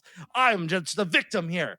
This is a bad circumstance. When really, like, a lot of it too is just, tackling problems that, like, fuck, I still have to do that every now and again. Like, there's some days where I'm like, there's some bullshit I just never fucking dealt with. And you don't know until it comes up, because why the fuck we want to deal with hard shit, and the only reason people bring it up is a coping mechanism so they don't have to deal with it even more. So yeah, I think he might be an incel, and that's why he saw Men in Black. Jeez, man. Wow. So your theory is that he was the first incel, and just I don't think the first, but prolific. I think he was a prolific incel, but the term was not there, but more or less was the same idea. Interesting.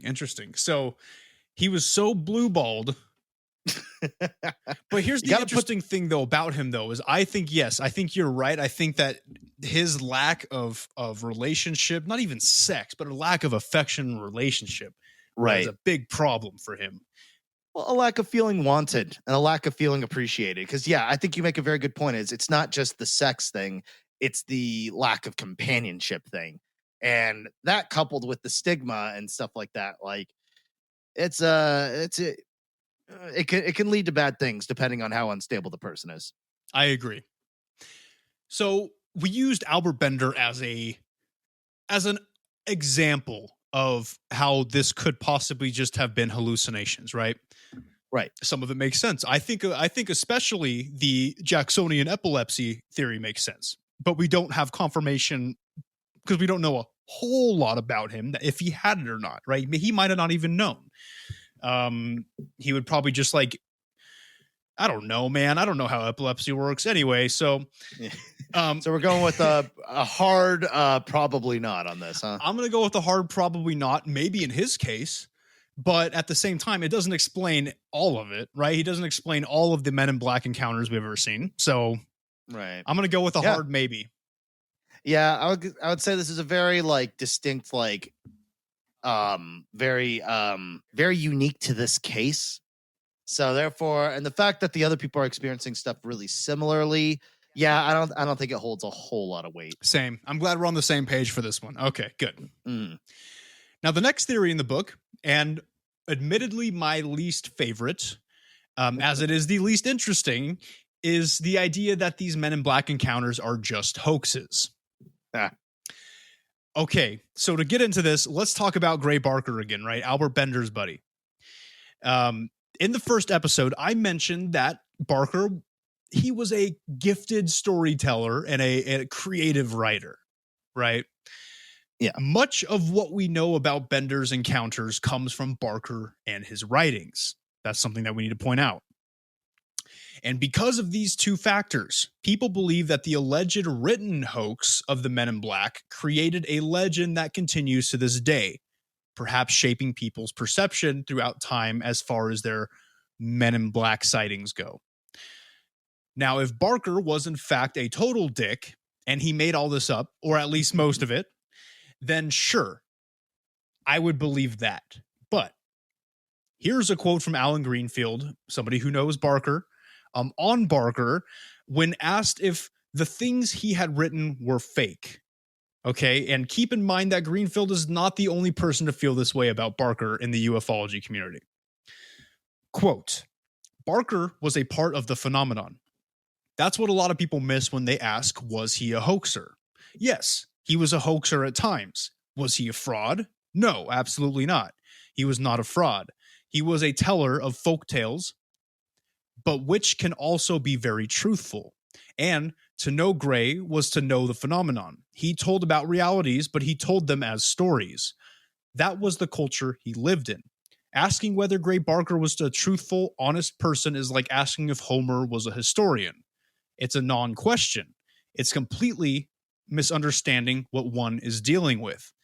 Gray was as much a part of the phenomenon as Kenneth Arnold's flying saucers. It was not reportage. He was telling the story, not attempting to come up with a pseudo-scientific explanation. And he could slip over into parable and metaphor, which was more about truth than a simple recitation of facts would ever be. All of that is the art of interpreting Gray Barker. What do you get from that quote? Using a lot of flowery words to not answer anything. It's because it's still sources. Trust me, bro. But these are people that know Gray Barker. You know what I mean? These are people that know the way he operates and the way that he tells his stories. So what basically, yes, Barker has a way with stories and words. Okay? Yeah. But it was his way of making an interesting story while simultaneously telling the truth. That's what Greenfield is saying in this quote. He's saying that, I mean, he's basically saying that he's spicing up the truth. Yeah, he dressed it up a bit to give it a little bit more of a hook because people will pay attention more. Exactly. And I'm glad you said that. All right. Take this podcast into consideration. If week after week, Tasker and I came out here and told you the things that we told you in a dry, monotone, bullet listed fashion, would any of you guys come back and listen? Right? I wouldn't even fucking listen to that, even if the information was good. Yeah, and I have listened to some shows where it's like it is just like cold hard facts, and some people are into that, if you're trying to go to bed. But yeah, no, that's a good point of like, and we try to tell it, but I feel like, yeah, you supplement it a little bit, you add a little, or you inject some of your own bullshit into it to make it sound a little bit more, what's the word? It's got more of a hook to it. Yeah, exactly. Now we take the content on this podcast, we add a little spice to it, throw in some morally questionable accents and some dick jokes, right? You got a fucking podcast. That's something that you come back and listen to. And just because we add those things, it doesn't make the information any less true. Yeah, but the only difference is we're telling other people's stories. We're not necessarily telling our stories. Though I don't know. You don't know. We could be making our fucking day-to-day up that we seem to go over all the time.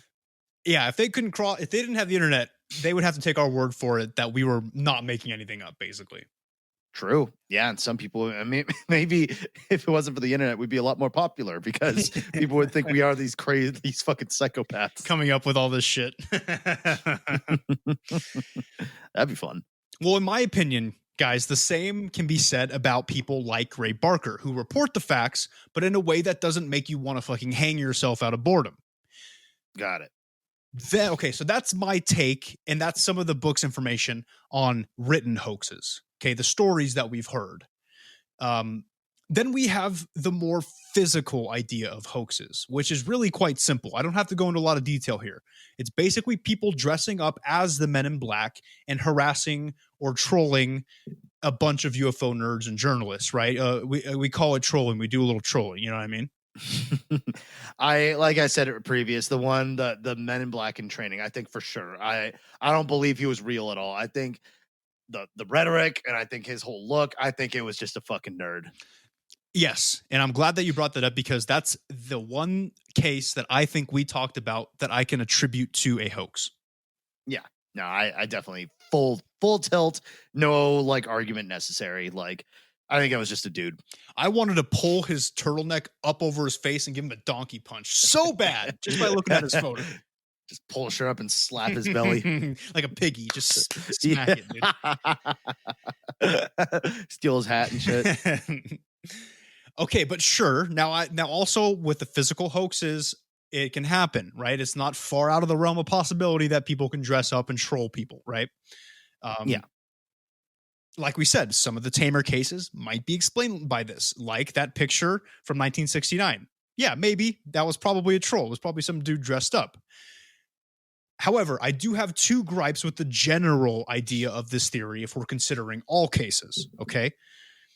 Now, the first is that most of these encounters include something unexplained, appearing and disappearing seemingly out of the ether, very strange physical appearances and inhuman mannerisms, paranormal poltergeist activity, all that spooky shit.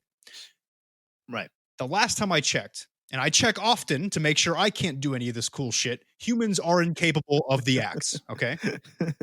You just stand in your room with your like arms up, just like trying to make shit move. Maybe tomorrow. Maybe I'll check in a couple hours.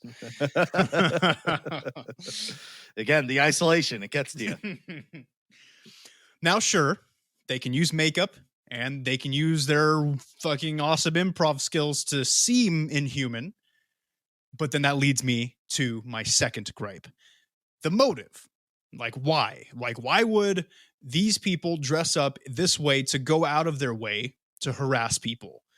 Assuming, of course, that they're not a part of any defense agency. Let's say right now, for the sake of the theory, think civilian hoaxes. In my opinion, I can't think of a logical reason that one civilian would do this to another. I mean, because I'm thinking logically, right? Like, sure, you can attribute it to trolling, just being like, hey, let's go fuck with that guy. Sure. But then like a bunch of it all over the world happening. I don't know. Yeah. And that they all have the exact same idea. That's a little far-fetched. And it's like, also too, that's a lot of work to put in for just a little trolling, you know? Yeah, exactly. It's a lot of work, man. It's probably expensive too. Got to buy suits. You got to get like an old black 40s car and all kinds of stuff. And the only thing I can think of is maybe they're from a rival UFO research group or something, and they're trying to start a turf war like it's like West Side Story, right? Yeah, or they just want to be famous and talked about. It could be that. True. But to me, this doesn't cut it. This theory doesn't cut it for me, as most of the cases don't involve people within a UFO research group. Some of the ones I've talked about do, but that's specific groups, right? Most of the time it's independent researchers. So Yeah.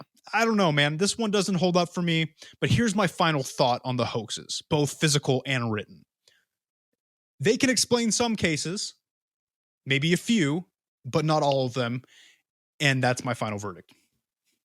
Yeah. Well, I'll have to see what the other plausibilities are, because right now I'm still kind of like, I don't know. All right. Well, good transition, because we're going to start getting into some good shit. Okay. Let's now discuss the theory that the Men in Black can be explained as being tulpas. What? Tulpas. Did you make that up? I did not make. It's actually a very old Tibetan thing. So, some of our more occult / paranormal savvy listeners might already know what these are. And some of you out there might have your own tulpa, to which I say, dumb move. Stay safe. All right. Really? For those who don't know what a tulpa is, prepare your buttholes. Okay. In short, a tulpa is a sentient being created through the power of thought. Okay. This is something that we can do an episode on in the future as like a DIY thing, because it is quite an interesting topic. But basically, it boils down to you thinking about and believing in something or someone, right? Or like a being, so goddamn hard that your consciousness makes it real. What, so just fosters home for imaginary friends? Yes, without the schizophrenia. Yes, exactly. I mean, that sounds cool, but I don't know. I guess you have to think pretty damn hard, huh? Oh, yeah. Like, this is something you got to want. And there are ways to do it. There are practices that you have to adopt in order to create one, and something we can get into in the future. Now, at first, it will be tethered to you and your consciousness, keeping it in control. Okay. But if you keep believing in it and you don't know what you're doing, which most of the time, yes, that's how it happens. And you keep feeding it your consciousness and your emotions, your tulpa will eventually become untethered from you. Ugh. And as it becomes more untethered, not only does it become more of a physical being, but more often than not, they become more malicious in nature and roam the world. They can leave you and they can go off on their own, and they're like a couple assholes. Like, they just become assholes basically that you created. Like, you created something and just sent it off into the world basically to like ruin other people's days. Interesting. Could they like kill you? That's a good question. That's something that I want to get into in the future, but technically, yes. Okay, but it sounds like it's not a super common thing, which I guess does kind of make sense with the Men in Black, because, like you said before, they're very limited in their like ability to do things, and they're awkward and weird, as if they are almost like where they were just made like a year ago. Right. Thank you for pointing that out. That is one of the points I wanted to mention. They were basically made not that long ago, in some cases. And yes, they act weird. They're not sure what it means to be in a human body, or to have something that resembles a human body as best that they could do.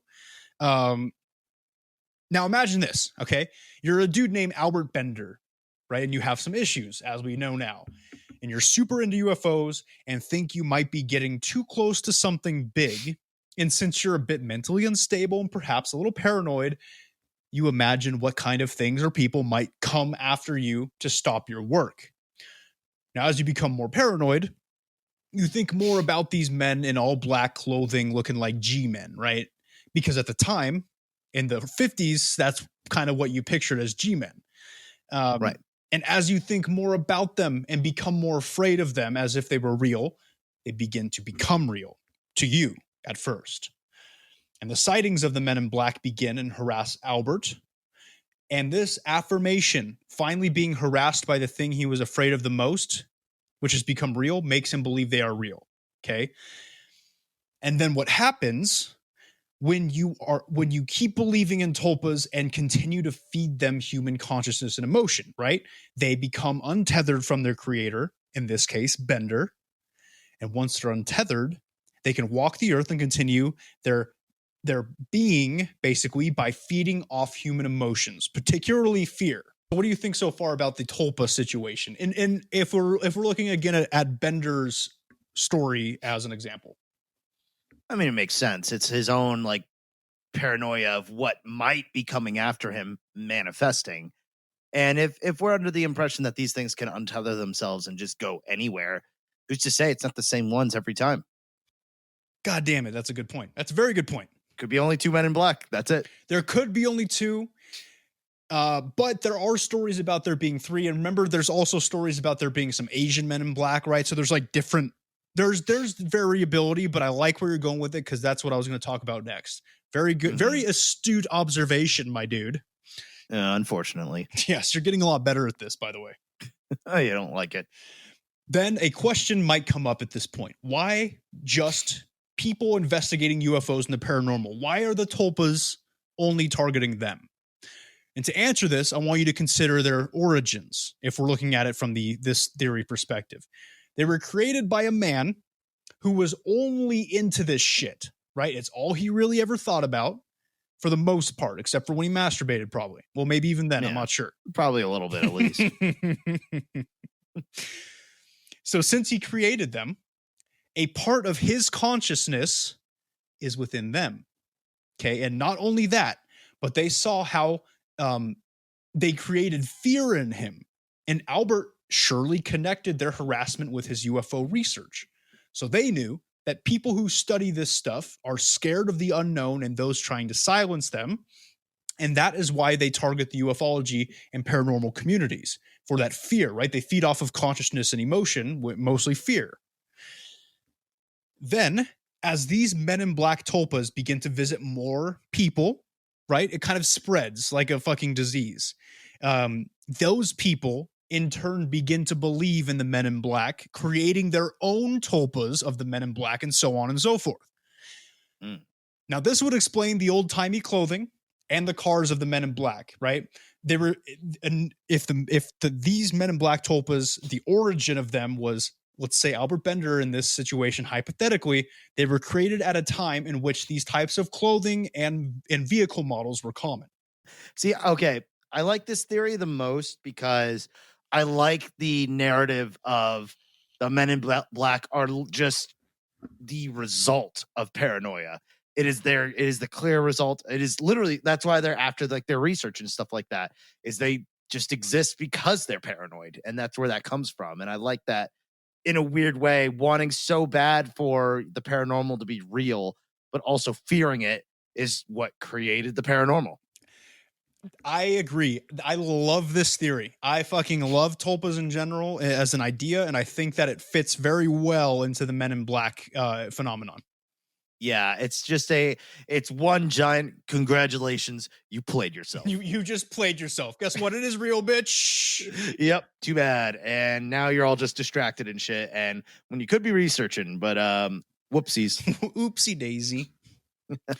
That's a cool theory. It's a fun one. And like I said, in the future, we'll definitely do an episode on tulpas, and we'll teach you guys how to make your own. Ooh, sounds fun and dangerous. Very dangerous.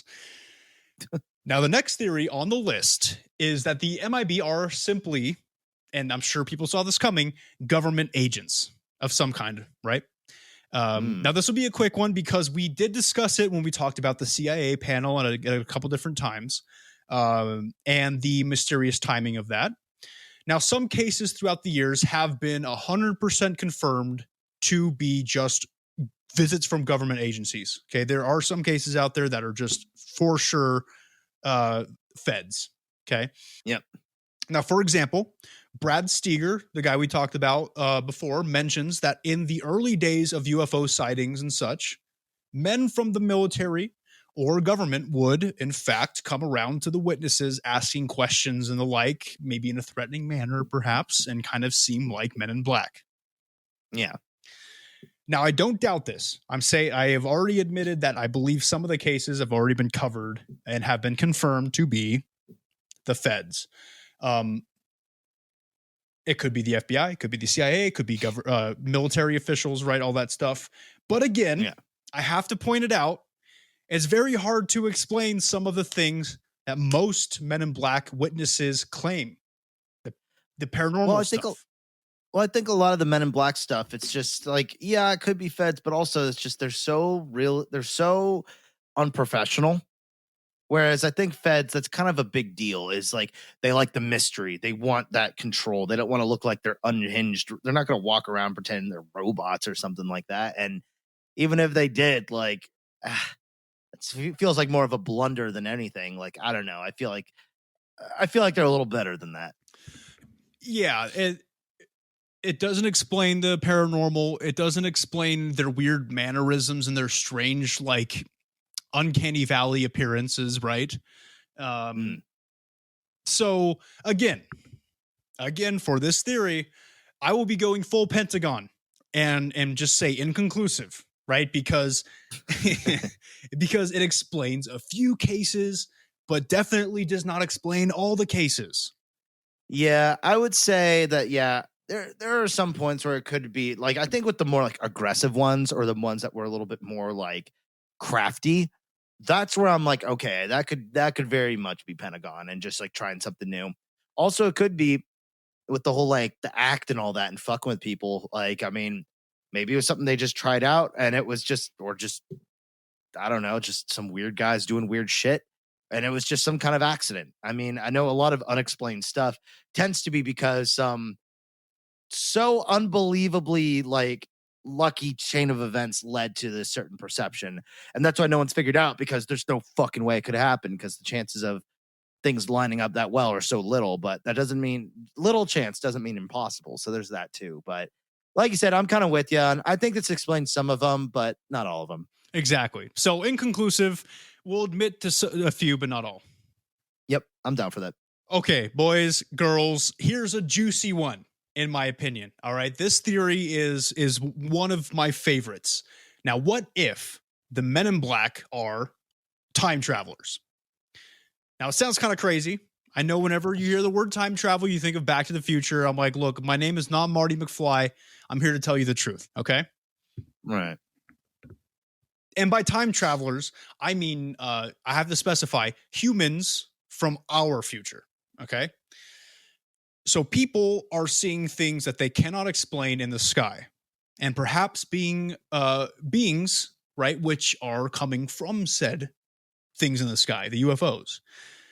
Now, a theory about what we would call aliens, or at least some species of them, is that they are humans from the future. This is a theory that's been around for a very long time. Okay. Interesting. Like, it's like our next stage in evolution. Precisely. Some people think that grays are humans from the future. And one of the reasons that they come back in time here and do all these weird, where they milk probing you and they put you things in your butt, is because they're trying to get semen, because they can't procreate anymore. Because it evolved off of them. Right. And so they're trying to figure out ways to do it in the lab with somebody that has their genetics in some way or another. Yeah, was there a big like apocalyptic event where like male wieners were just falling off and everyone just a panic? Yeah, it's when people start eating too much gluten, right? That's what South Park told me, at least. I'm not sure. I mean, yeah, bread, it's not great for you. It is not. I've been eating. I fell off my carnivore diet hard. Oh yeah. Yeah. Well, I mean, 4th of July is coming up, so if anything, you're just gonna be ready for it. I'm actually trying to bulk. I'm bulking right now. Ow, my shoulder. I'm trying to bulk. Oh, nice. I mean, yeah, the results are all good. Nick is flexing very hard right now. Yeah. Oh, yeah. Nice. Oh, cool. yeah. Anyway. I might have nutted a little. Yeah. So, let's assume right now that most people being abducted by aliens are being abducted by actually us from the future that look like aliens or something. Like I said, they're probably experimenting on us to get cum and eggs and stuff so that they can, because they're having reproductive issues. Let's say that's a theory. Now, the point is that some of these future selves of ours are not very, let's say, sly, right? They're very conspicuous, and people see or remember things that they shouldn't during these abductions and experiments. And that is where the Men in Black come in. Now, according to this theory, the Men in Black are also future humans, but their sole duty is to come back in time and threaten people to forget about certain events or to stop researching certain events because they're getting too close to the truth. And by certain events, I mean their species or us in the future coming back and taking our semen and stuff. Some people remember, right? And those are who we call alien abductees. And the Men in Black come back in time to kind of clean up the mess that they made. Well, and that explains why they don't want to actually harm you, because they don't want to blow the whole operation. Like, they need the semen and the eggs in order to continue onward. So if they just cause a huge ass panic, like, that doesn't help. So it's better just make everyone think that the perpetrator's crazy. Exactly. Keep it nice and quiet. Keep it quick. Little visits to your house at night. Some phone calls, some harassing phone calls. Nothing major. Which also, too, I got to add on. Some might say, well, like, oh, the Greys wouldn't make like that big of a mistake. Well, if we're under the implication that they're future humans, they're going to fuck up left and right. Yeah. Yeah. I mean, dude, it doesn't matter how far in time and how far we advance with our mental abilities and our physical abilities. We're only human, and we will still only be human. And also remember, these are humans that have lost the ability to fuck. So, like we were talking about the incel thing earlier, everyone's going to be a little off, a little on edge, right? Because the last time I checked, Greys are just Ken dolls, man. They have nothing. They got no wieners. They got no balls, right? Mm-hmm. That's it. So there's no sex. Everybody's an incel. Everybody is an incel. That explains why everyone's fucking weird, like milking people left and right. But then they have an actual involuntary excuse though, because none of them have genitals. Yep. Now there's actually a reason. That's an excuse. They're like, now what? That, know, it's not because girls are mean, everybody. It's because they don't have fucking balls. All right. So they actually have a good reason to be an incel. Yeah. Now, the main reason behind the MIB's harassment in this scenario is that they do not want to alter the course of time, of course. Naturally. And they don't want our future selves' presence widely known to them, so they make people shut the fuck up about it. Like Tasker said, they have a mission. They fucked up the mission because they were caught or have been seen doing this stuff, or they didn't do the memory replacements right. And then the Men in Black have to come and be like, hey, shut the fuck up, all right? Yeah. And so it's just us from the future. Yeah, oh, totally. And it makes sense because somebody might say, well, why don't the aliens just come back and do the mind wipe? Well, we don't know. A, we don't know what damage has already been done. And B, now they have to fucking use all the, because I mean, if these are people too, time is money, man. And we don't want to have to spend all this time to have to like re-abduct and find what is it. No, just fucking throw a couple of guys in suits and mess with them and problem solved. Because it worked. Yeah, exactly. A man named Joshua P. Warren, a notable investigative researcher and author on such subjects, has this to say about this theory. Quote, I have thought for a long time about what I call the paratemporal loop hypothesis. At first glance, it may not seem all that original, as it deals with the complexities that derive from potential time travel. The hypothesis is based upon one particular testable element, and that is, if ever, in all of the infinite future, any advanced species, including ourselves, discovers how to travel back in time, will they do it? Unquote. Then he goes on to note that, yes, if we in the future discovered how to go back in time, and if we had a reason to do so, like get semen and eggs for our own continuation as a species, we will definitely go back in time and utilize that technology. 100%. Even if that wasn't the case, people would still do it. Because it's fun. Yeah. I'm sure it's awesome. I'm sure it's fun to go back in time. Now, this theory also can explain the manner of dress, right? The old-timey looking suits and such. Now, here's one more quote from Warren. Quote, going back to my original point, why do the Men in Black dress like this? Why do we call them the Men in Black? Well, if a man puts on a black suit with a black hat and walks down the street in 1910, and you see that man, you'd probably notice him. But would you think there was anything too extraordinary or out of place about him? No, you probably would not. And if you saw a man walking down the street in 2010 wearing a man or a I'm wearing a man. Nice. Back to Czechoslovakia. Wearing a black suit and black hat, would you notice him? Probably yes. But would you think there was necessarily anything too extraordinary? No, unquote. Now, basically what he's saying here is that the attire was chosen on purpose because it's easy to fit in to almost any modern era in a black hat or a black suit, basically. Like, yeah, you'll stand out a little bit more like we talked about in the first episode, like nowadays, but it's still not the weirdest thing you could see.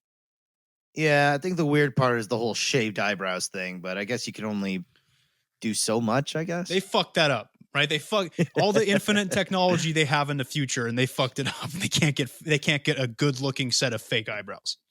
Yeah. And you think though, like, I don't know, the whole lack of sexual intercourse might have something to do with that, but like I'd imagine they'd be better than that. I mean, fuck, you can see all the makeup channels on YouTube. Yeah, so that is an interesting point. That is a pretty big hole in this, because unless it doesn't make it through the time travel procedure. But then they could just, figure it out as they go, or I don't know. That's it's like they didn't even put any effort into the eyebrows. Like they didn't think it was going to be a big deal. Like they're just like, yeah, they won't notice. Like, what the fuck? Yeah, I guess the only plausible thing is that they're just that cocky, but like, I don't know. Okay, well, here's what I wanted to close out this theory, but I want to say first, do I agree with it? I think it fits okay. Like it's kind of okie dokie, but I don't know. Like it's like I like the Tulpa idea, but this one is like it makes sense in some aspects to me.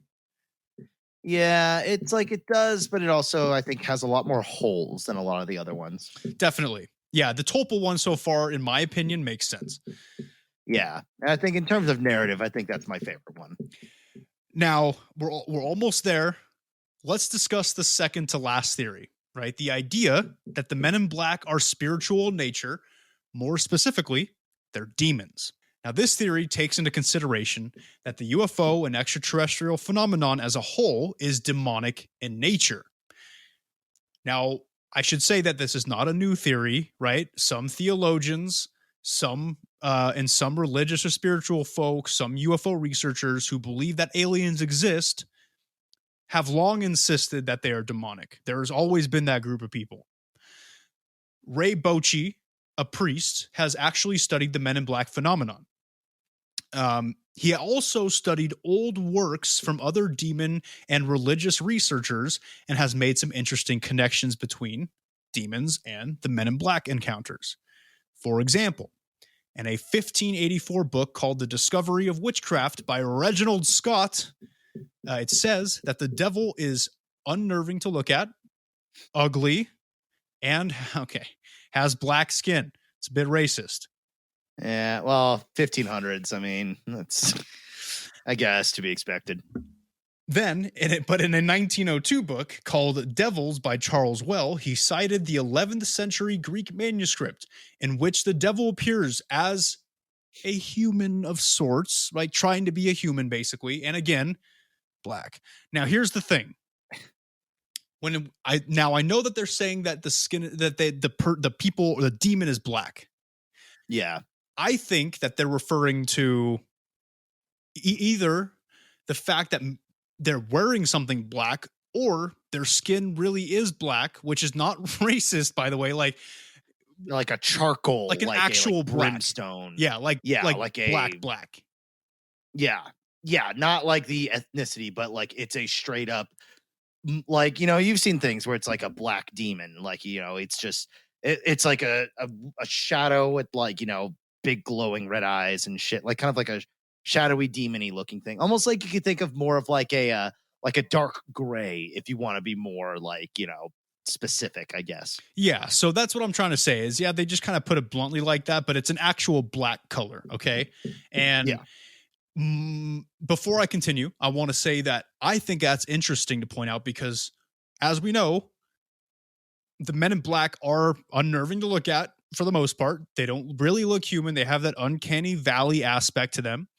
And they wear all black. Now, they're trying to fit in with humans. What do they wear? They wear something that we might wear, suits, I guess, but they make it black because they are literally black. So it's like a little nod in the right direction. Yeah, it's like if they had to hide their skin, but they can't really, they can just transform it. They wear black. And I'm sure that's just like easier for like the process and all that, huh? Yeah. In this book, it also says that the devil takes the form of humans, but they must also have some kind of defect, something obvious. That's one of the conditions of taking a human form. Now, this can explain their strange appearance, and it can also explain the strange way that they walk and move about, like they aren't used to being in a human body. So there's a trade-off. Yes. And it seems like, even though it's like, yeah, it'll be obvious, like, I mean, as we know, it worked. So that's why they keep doing it. And they keep wearing the same thing that they've been wearing because they've noticed it kind of gets away with most time periods. That makes sense. Also, remember the Men in Black case where the Men in Black in question took a fake last name Applegate. Do you remember that one? It was like he was like pretending to be like a lieutenant in a police department. Yeah, that's right. We made the kind of the serpent Garden of Eden reference or whatever. It was, yeah, and then again, Applegate has been a reference to the devil in past literature, right? So there's another aspect of demonology connecting to the Men in Black. And of course, the final thing here for this theory to back it up is the ghostly paranormal activity experienced in some Men in Black encounters, right? The poltergeist activity. The fact that they are demons might explain this as well, right? Now, if they are in fact demonic, why are they harassing UFO nerds? That's the ultimate question. Yeah, that just seems like a waste of time, or more of just for like funsies. And why would they put themselves out there and like go through all this bullshit just to fuck with people who, by all means, aren't even on the right track? Yeah, exactly. They're like completely on the opposite spectrum of the things they should be looking at. Right. But if we go with the theory that all alien, phenomenon is demonic, then it makes a little bit more sense, right? Maybe these Men in Black demons are kind of cleaning up the mess that less careful demons have made by exposing their existence to us. It's a reach. That's a reach for me though, because like I can't picture a demon flying around in a flying saucer. So I personally don't believe, at least that most, if not all of aliens are demons. I don't personally believe that. Yeah, because I mean, I guess it's like, oh, they're being like extra careful, and even though they're on the wrong track, it's like, you don't want to risk it for the biscuit. I guess that's kind of I guess that's my take. I guess ... I will admit some of it kind of adds up as far as the Men in Black go, but then when we start trying to think about the reasoning behind why the demons would be doing this to UFO researchers, it falls apart for me. So I can't go along with it. Yeah, no, that's kind of a big stinker for me too. Of just like, but why them? Like, I feel like there's better ways to use your demon powers. All right, guys, the last theory, and the most probable of all theories, in my humble opinion. I should point out that this particular theory is not in the book, and I'm very disappointed and appalled at that this was not in the book. But of course, we are referring to the idea that the Men in Black are just aliens in disguise. Yeah, simple. It wasn't in the fucking book. Yeah, and that's the kind of like, I mean, shit, that's what I was thinking before we even did these episodes. Yeah, me too.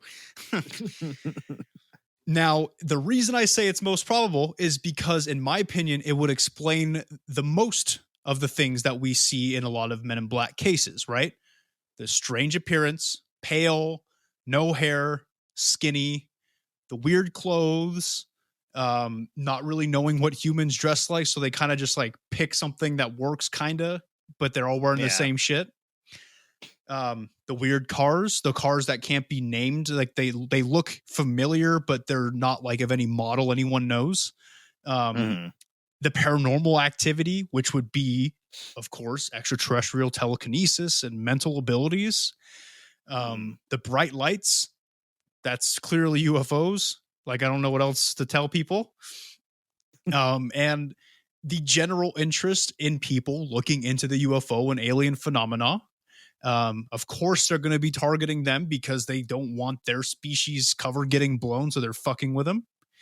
Right. And of course, the ability to appear and disappear at will. They can use different mental tricks to do this. This happens in abduction cases. It is a common extraterrestrial trait. In my opinion, this is the theory that makes the most sense and also checks off most of the boxes in most cases. True. I mean, okay, obviously there's that part of me that's like, okay, there was one weird case and then that case got famous because everybody knows what a Men in Black is, even before the movie. And I think it was people just trying to get some like notoriety or people trying to rise up in the UFO community and at the expense of some poor sap. I think there's that too. But if we're going to entertain the idea that it's probably something extra human, I think the Tulpa has the best story, but just that as an idea, I don't think it could, even if it were a deal where of like creating something imaginary that has its own will, I don't even think it could go as so far as to achieve a physical form. It's just not really something I feel like is just possible at all. I mean, I want to say this alien one, like, yeah, it does work, but you could say that about literally anything. Like, say like we'll just say indigestion, that's because you could easily just say, oh, that's just paranormal activity nearby that disrupts the human digestive tract. You could literally say it for, of course it's the most plausible because it's a catch-all. Aliens are this sort of like thing that it's moldable. We can change the definition because there's an infinite amount of them. But why is an infinite amount of them visiting Earth? What makes us so special? That's a good question. I think personally it's because of the fact that we're intelligent enough to be catching on a little bit to the things going on around here. And what does make us special? What makes us special enough for them to want to visit us? That's a good question. You'd be fucking sick as if it turns out there was like our species was like the key to like this like ultimate like universe dominating ability or power, but it's like it hasn't been unlocked and they're just in the process of trying to figure out how to get it out of us because we don't even know kind of what it is because it's just somewhere in our DNA and blah blah blah. I don't know. That could be cool. That would explain why they're all looking at us. That would be one good reason, man, and that would be another why maybe they abduct a lot of star seeds, right? Nah, I don't think it's because I think star seeds is made up. I think that's something they planted people on the world to get them thinking about it because I think that's their attempt to get things, jogging in our head to try to, hey, come on, our side. You're an Assyrian. You should, because they want it more than the other guys. That's a moot point. I will gloss over the fact that you said it's fake. And accept your opinion. All right. Now that I've had my awakening, Tasker, you'll have yours one day. Okay. We'll see. It's one, but also too, I can't really discount that whole. I mean, it's all unreal to anybody who it's real to.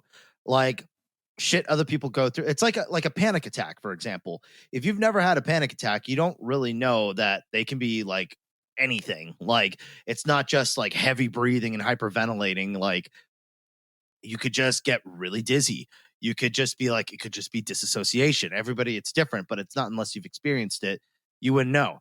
I haven't experienced anything close to this shit, probably because I purposefully keep my, what would you call it, third eye closed to it because it's scary. I want to sleep at night, but I don't know. Men in Black, maybe.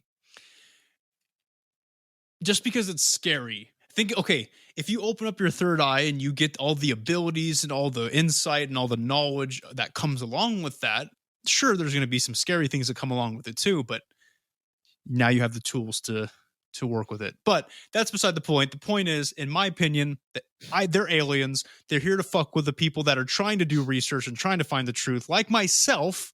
And I'm surprised I haven't really been visited by the Men in Black yet, but I'm ready for when they do. So, yeah. Let me put this out there. If there is a way that by devoting all of my time and effort into the investigation and proving of this, of like all this like alien paranormal stuff, can net me a full-time paycheck and earn a 401k, I'll drop everything and be a ufologist tomorrow. So you're doing it for all the wrong reasons, man. Damn fucking right. All the wrong reasons, bruh. But hey, that's it for the final part 3 of the Men in Black series. We did it, guys. We got through it, and we hope you enjoyed it. Yeah, it's our second 3-parter ever. And all three, as it usually goes with our 3-parters, we don't fuck around. Like they're all, every episode has been about 2 hours plus, huh? It's been thick. It's been a thick time. Oh yeah, lots of info. Yeah, it was a fun series. Hope you guys enjoyed it. We're gonna move on to a little bit more of I don't want to say lighthearted, but a little bit more of an easy, not as intensely researched, fun cryptid episode. Not going to say what kind, but keep a lookout for it next week. It's going to be dope. So yeah, it'll be some funsies. Yeah, something fun before we get back into a serious topic. So it was fun. I enjoyed talking about them and understanding the fact that they're aliens. But yeah, thank you for listening. Yeah, of course. Thank you all so much for being around. Yeah, and you have to, if anybody's standing outside your door, I mean, common procedure, unless, because you remember, guys, it's really hot outside. Nick knows more than anybody. If you notice them kind of like actually melting a bit, check to see if it has kind of like a milk chocolatey kind of look. It could be Count Chocula out there, up to his usual rounds, but it's hotter than usual. He's not used to it. Yeah, and remember, he's chocolate, and I don't mean that in a racist way. Like, he's literally chocolate, okay? Yeah, it's kind of his big weak point. So, like I said, I might have even almost said too much right there, but if you haven't figured out, that is one of the major exploitations that we're taking care of in our giant report that we're working on. So, Count Chocula episode is still in the works. Mm-hmm. It's proceeding on nicely. We're moving forward with it. So don't worry about that. It's coming. But if you're listening on iTunes, if you could hit us with the 5-star rate and review, that would be fantastic. If you're listening on Spotify, you could click the follow button for those updates. We do have a new episode every single Wednesday. Instagram is at CEOTPK. Our YouTube is Close Encounters of the Podcast Kind. You can check out our Twitter at CEOTPK1. Our Facebook, which is Close Encounters of the Podcast Kind, where also you can find all of these links. You can email us at ceotpk1@gmail.com. Join our Discord, discord.gg/lowercase b, number 6, capital C, capital T, number 5, capital M, capital X. If you don't want to type that out, just go to our Facebook. The link will be right there in all of our episode posts.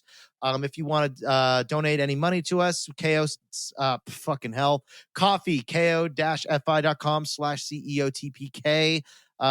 Only if you feel like it, though. It's just kind of our own personal tip jar. Yeah. Just like it's like a, hey, thanks for being such a nice guy kind of a tip, but we really appreciate the listens. So thank you. Yeah, we're actually, we're coming pretty damn close to 10K at this point. So, and I know our follower count, we've passed 100 on Spotify for sure. Yeah, it's been a good increase. Last month that thunder hasn't fallen back. We're getting a good amount of consistency. Like we said before, we've basically doubled our listens since I think March, so like or April. So thank you all for tuning in. We're keep this train wreck rolling. Hopefully it wasn't too sexually charged and you nutted yourself in the middle of traffic, but also maybe you should be thanking us. Yeah, come on, it's a free nut. Yeah. we're giving them away.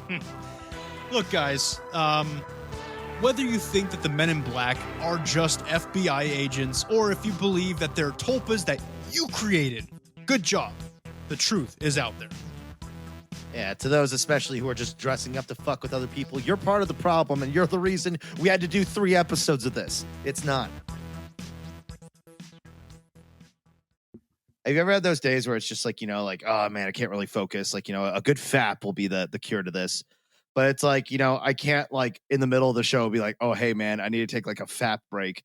Because when I come back in 30 seconds, you now have a very clear indication of how long it takes for me to go. We already knew. We already knew. Don't worry.